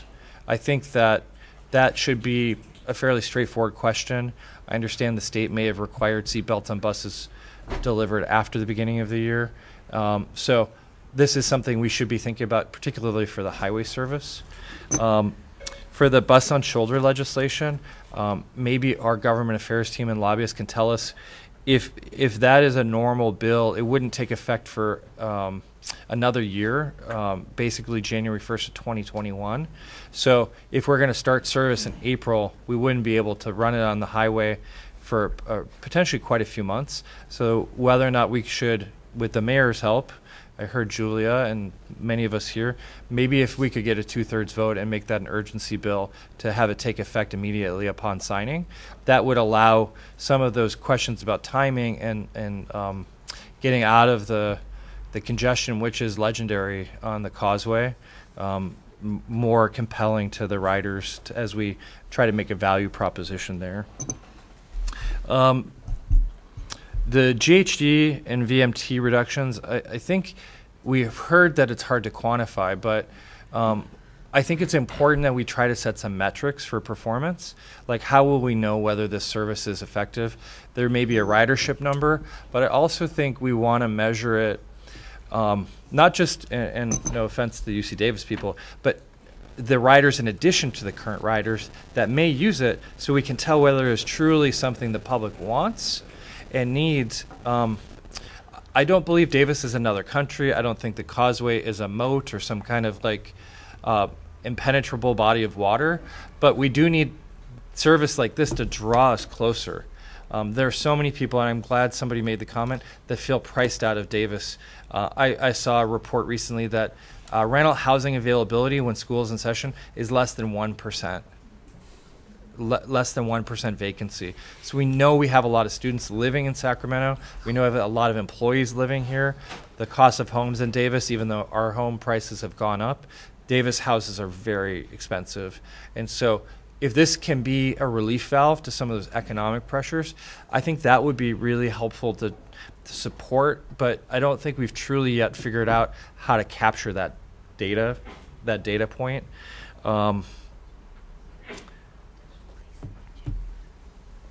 Is there going to be Wi-Fi on the buses? Yes. Okay, there will be Wi-Fi. That's good. I did not see that in the staff report. And then the last thing I would just say is, I know there's not a lot of time between now and 12/9, but I do think where there's a will, there's a way between the Sacramento riders. Sorry, my brain is not working. Sacramento. True. Transit Riders Union. Thank you. Sarah and her band of merry warriors, and the UC Davis staff and professors and everyone else. I know that we can get a couple meetings together to work through some of this. And what I'd ask for all of you in red, particularly my friend Mike Tendis, and you can sing this at the next board meeting, because he has a very good voice, is tell us how we get to yes. And what I've heard a lot of what is no look like, but we need to flip that and try to figure out how we get to a place where you'll embrace the change, you'll accept the change, because I think the whole region is looking to UC Davis as a sustainability leader. And I hate to say, but I think the optics of staff and faculty protesting this don't help that cause. So I'll just leave it at that, but I'd like to see you engaged. And I know our staff, and I'm willing to help, can be part of that. We don't have a ton of time, so we'll really have to figure out how to make it work. And with all of that, if Mr. Hume will let us make the decision, all of it, and they may get punted, but on December 9th rather than prescribing June. The last thing, students leave campus. I don't know, it seems like in the summer, things are pretty quiet in Davis. It may not be the best time to start a service based on, I don't know faculty and staff patterns, but it'd be interesting to see the ridership patterns from YOLO Bus and maybe the existing service to try to align it. When we did the student fairs, for Sacramento County. We really want to align it with the school year so that we would be able to start off with a really big bang, and that was truly successful. So I think the summer is going to be pretty quiet. And so if we launch in June, that may not be the best time. I'd hate to order the buses, have them sitting here for 6 or 9 months. So that's why I kind of lean towards an earlier start if we can fix some of this. Now, you told me you'd help us get to yes. If I were one of your students or someone else, you wouldn't like that feedback. But I do think we need to figure out a way to demonstrate that this is a powerful opportunity to reshape how we are going to tackle climate change, greenhouse gas emissions, and shrink the distance between the city of Sacramento, the city of Davis, the two campuses, because we're not two countries, we're one community, and we need to shrink that distance. Okay, any others? Mr. Hume. Thank you, Chair. So I've considered the situation, and also the seconder of the motion has left. I am not interested in changing my motion at this point because I think it makes more sense to roll it out in June. You're talking about the difference of 3 months and the impact that would have to the existing ridership schedule. Perhaps the fact that it might be quieter would be a boon to work out the kinks then before there's undue pressure. So I think it makes more sense to leave it till June, so I stick with my original motion. I'd just make a substitute that we just make all of these decisions in 3 weeks after the staff report back. Second. What was that? Jeff. Okay, so restate the motion, please. That we punt for 3 weeks, the staff meet with the stakeholders, report back on the questions asked by the board, and tell us what is the most feasible, best plan for the riders based on those things. Okay. 12, 9, 19. Okay. Does that include meeting with, having staff meet with the riders? That's what I said. Okay. Okay. So That's great. I'm just concerned about the ability to do that over the Thanksgiving holiday. Director Hume. Yeah, Mr. Chair, if I may, just so I can explain, Robert's Rules of Orders require that you hear the substitute motion first before you hear the original motion. So I'm going to vote no against the substitute motion because I think June makes more sense. So if it passes, great. If it doesn't pass, then hopefully we'll hear the June motion. Thank you. Okay. And just to be clear to the board, sorry, Mr. Chair, we can still decide June on the 9th. Sure. That's why I want that flexibility if we work out these issues. So, but I understand you love your motion. I do. I'm attached to it. Okay, we will, yes, Mr. Jennings. Just from a clarity standpoint, I want to make sure I understand the motion as far as at the meeting on the 9th of December, we will look at all options then, as opposed to just deciding now on June. Yep. Okay. That's All right. Perfect. Okay, with that, let's do a roll call vote. On the substitute. On the substitute motion? Yes. On the substitute motion, Director Budge is absent. Director Hansen? Aye. Director Harris? Aye. Director Howell? Yes. Director Hume? No. Director Jennings? Aye. Director Miller? No.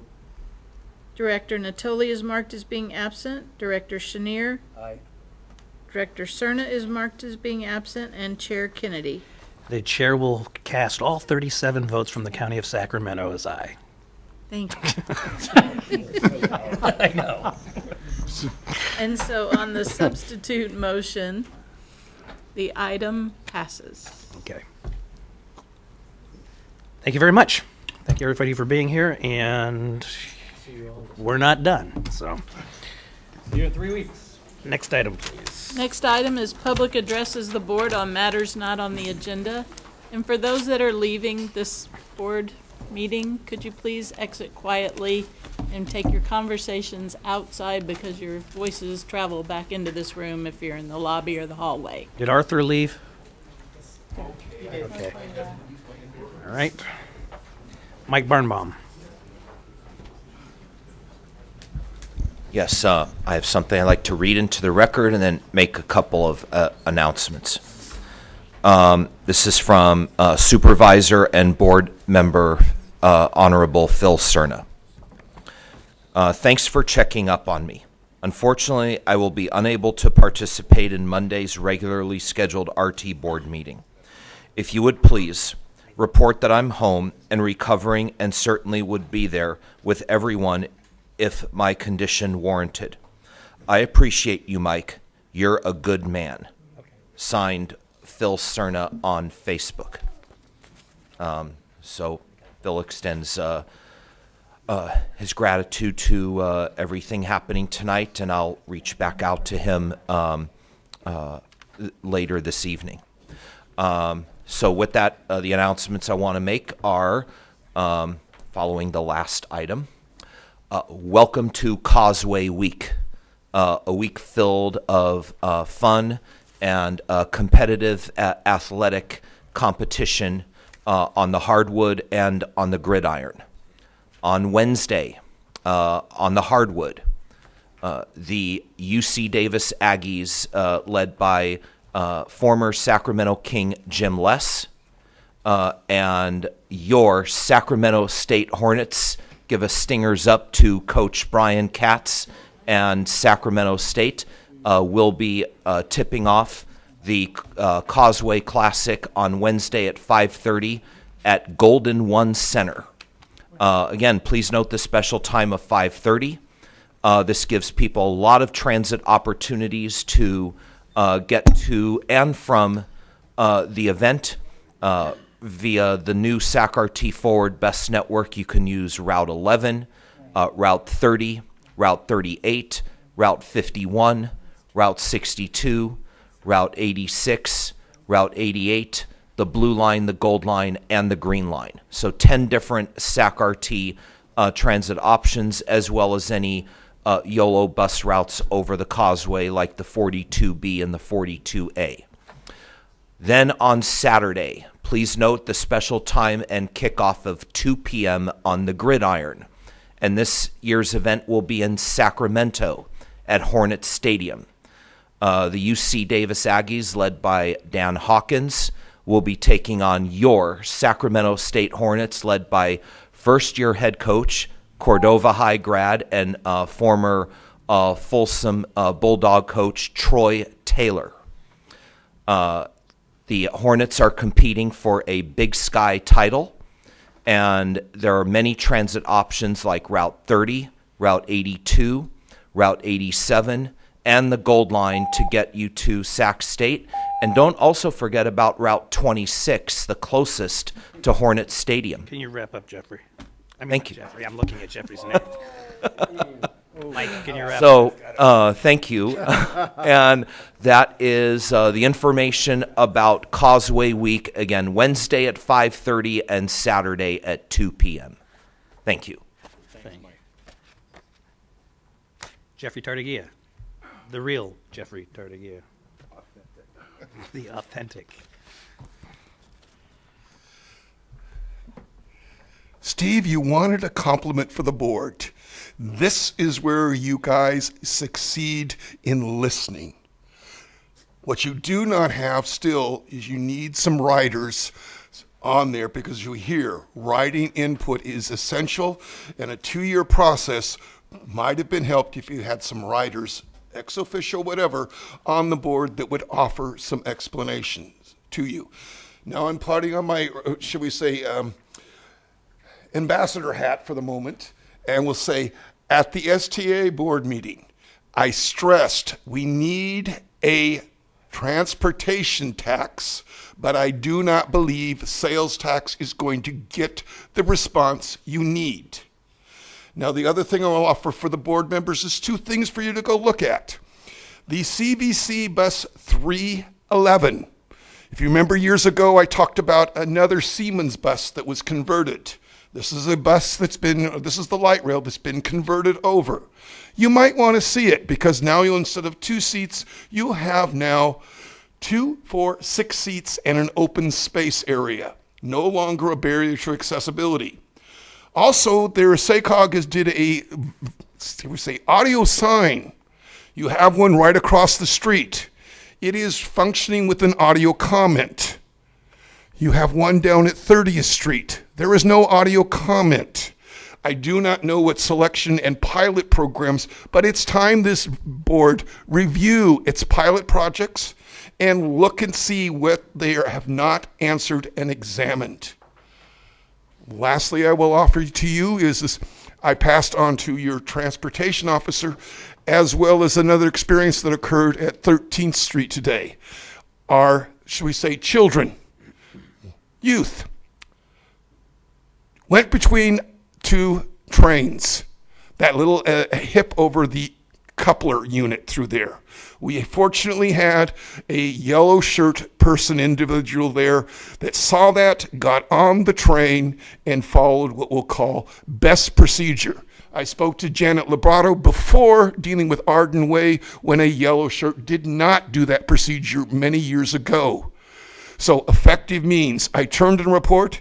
His name happens to be the same that I have as a middle name. His name is Nash. He is a black individual, but he did the right thing in the kid coming on board through there and spoke to them between 13th and 16th Street and then came back. Other things could be mentioned, but we won't go into there. I think I've given you enough to think on tonight.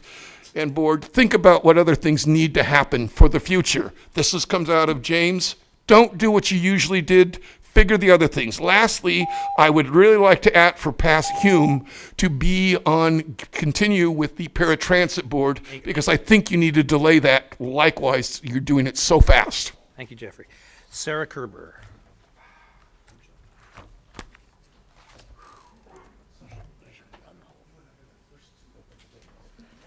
Sarah Kerber, Sacramento Transit Writers Union. SACTRU, if you forget. As 2019 comes to an end, SACTRU again requests staff to provide a report updating the board, the Mobility Advisory Council, and members of the public on a variety of pilot projects that have been implemented in recent years. Without regular review of successful or challenging pilot projects, it's difficult for stakeholders to know how funding should be invested in the future. We believe annual reviews will help make data-driven decisions, allowing SACRT to continue to develop and create the best comprehensive plan for the modernization of our system.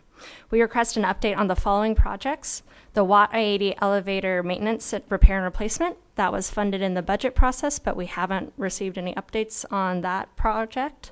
The Smart Ride microtransit implementation, information on ridership data, when new buses are going to be bought, when a new app is going to be implemented, and a new planning program is going to be implemented to enable microtransit to increase its current service.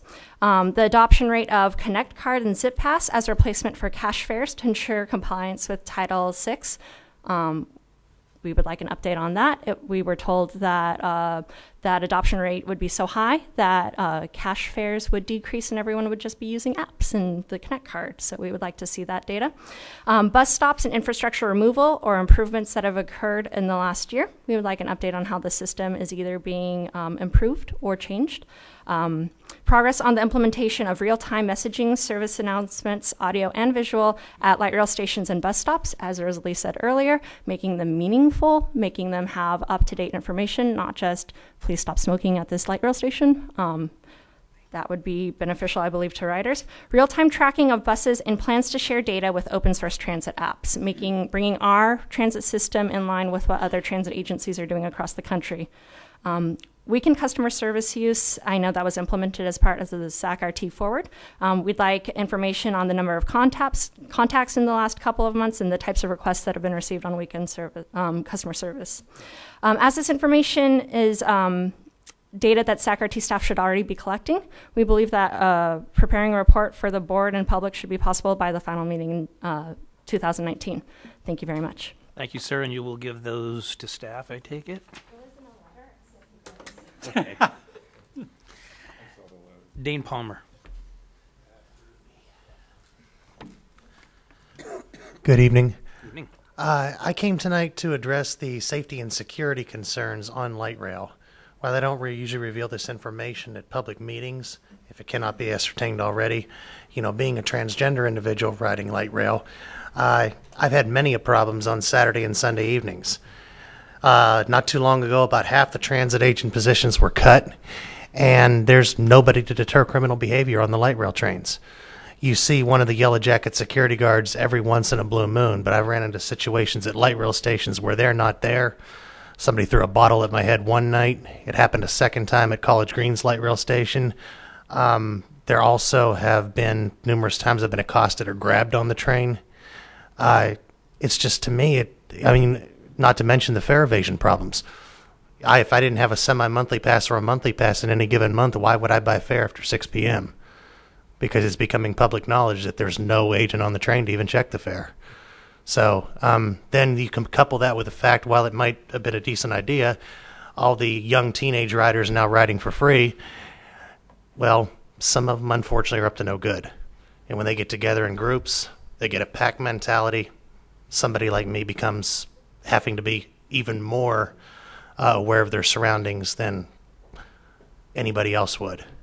So that, combined with the fact that the Yellow Jacket security guards, and I've had years of security experience in myself, I don't think know how to handle things very well on the trains. I had an incident over here just last Sunday in which I was basically, one of them got on the train. There's 4 bikes on the train, and I'm standing back against the wall to stay clear of the doorway, and she's like, move. Like she owned the train. It eventually led to a situation in which a formal complaint was filed just 2 days ago over the whole situation. That's not to mention one of the security guards who pursued me over something small through a couple light rail stops, using a particular 3-letter F word a couple times in that situation. So I think RT needs to take a look at some of the safety and security issues, maybe hiring some additional agents back, and pretty much making sure that they're back making more of a presence on the trains. Because the criminal behavior, and I would suspect eventually fare evasion, is going to become more of a problem like it used to be. When you have that presence there, you have a deterrent. When you have that agent hopping from train to train during the week, I know which trains which agent's on. I've ridden light rail that long. You know, I know that I feel safe knowing that, hey, they're hopping every 2 or 3 stops from this car to that car to whatever else. But right now, that presence, especially on those weekend days, is just not there. So I guess I would ask RT to take a serious look at that issue. Maybe agents on the trains and maybe some of the Yellow Jackets at more light rail stations with much better and a little more expanded training on how to deal with the public and the culture of light rail and everything else. So anyway, that's all I got. Thank you, Dane. Mr. Chair, could I have our head of security, Lisa Heinz, talk to Dane about some of this? This is some useful information and may help us adapt our operations. Okay. That's all the cards I have for public for items not on the agenda. So next item, please. Item number 15, General Manager's Report. Mr. Chair, we do have a couple updates, but we're going to delay to 12/9. Thank you. Okay. That's probably the best report you've ever given. Get another rating. This is the second one. That's the problem. That runs a problem because Sacramento and others want regular updates. We do have lots of updates on those 5 questions, but we don't have time. Okay. Thank you. Anything else? Next item. Next, I think you have speakers on GM's report, if I'm correct. But if there's no report. I know, but they've signed up to speak. 1 minute. All right, Jeffrey, you have 1 minute. It may take me that long to get there. We won't start it until you begin. Simply for the general manager is we need to know more about the projects that are going on. In response to the I-80 thing, I hear there has been no engineering. I will leave it at that.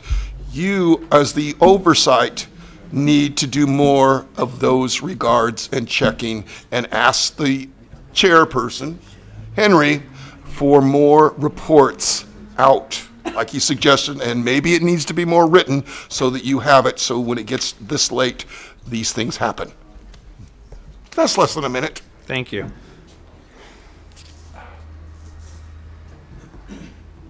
Okay.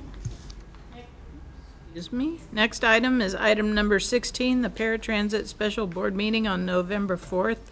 You have a correction to the report at your dais and in the back of the room if Director Hume has anything to add. Mr. Hume. Thank you. Just one thing to add. We did make note of the fact that Kevin Welch will be retiring come January. If any of you know Kevin, you'd be hard-pressed to find somebody with more passion and compassion that they bring to their job every day. And so he will be sorely missed within the transit community. Thank you. And Jeffrey Tartagia.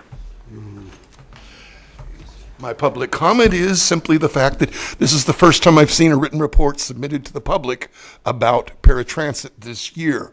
You guys had an agreement many years ago, and where Don's gone, and I think Pat's gone, that 2008, 2010, that things that affected paratransit, you should have a joint board meeting. You never did this, and starting in September of this year, you did just like you've got this month again, where you are doing a free day.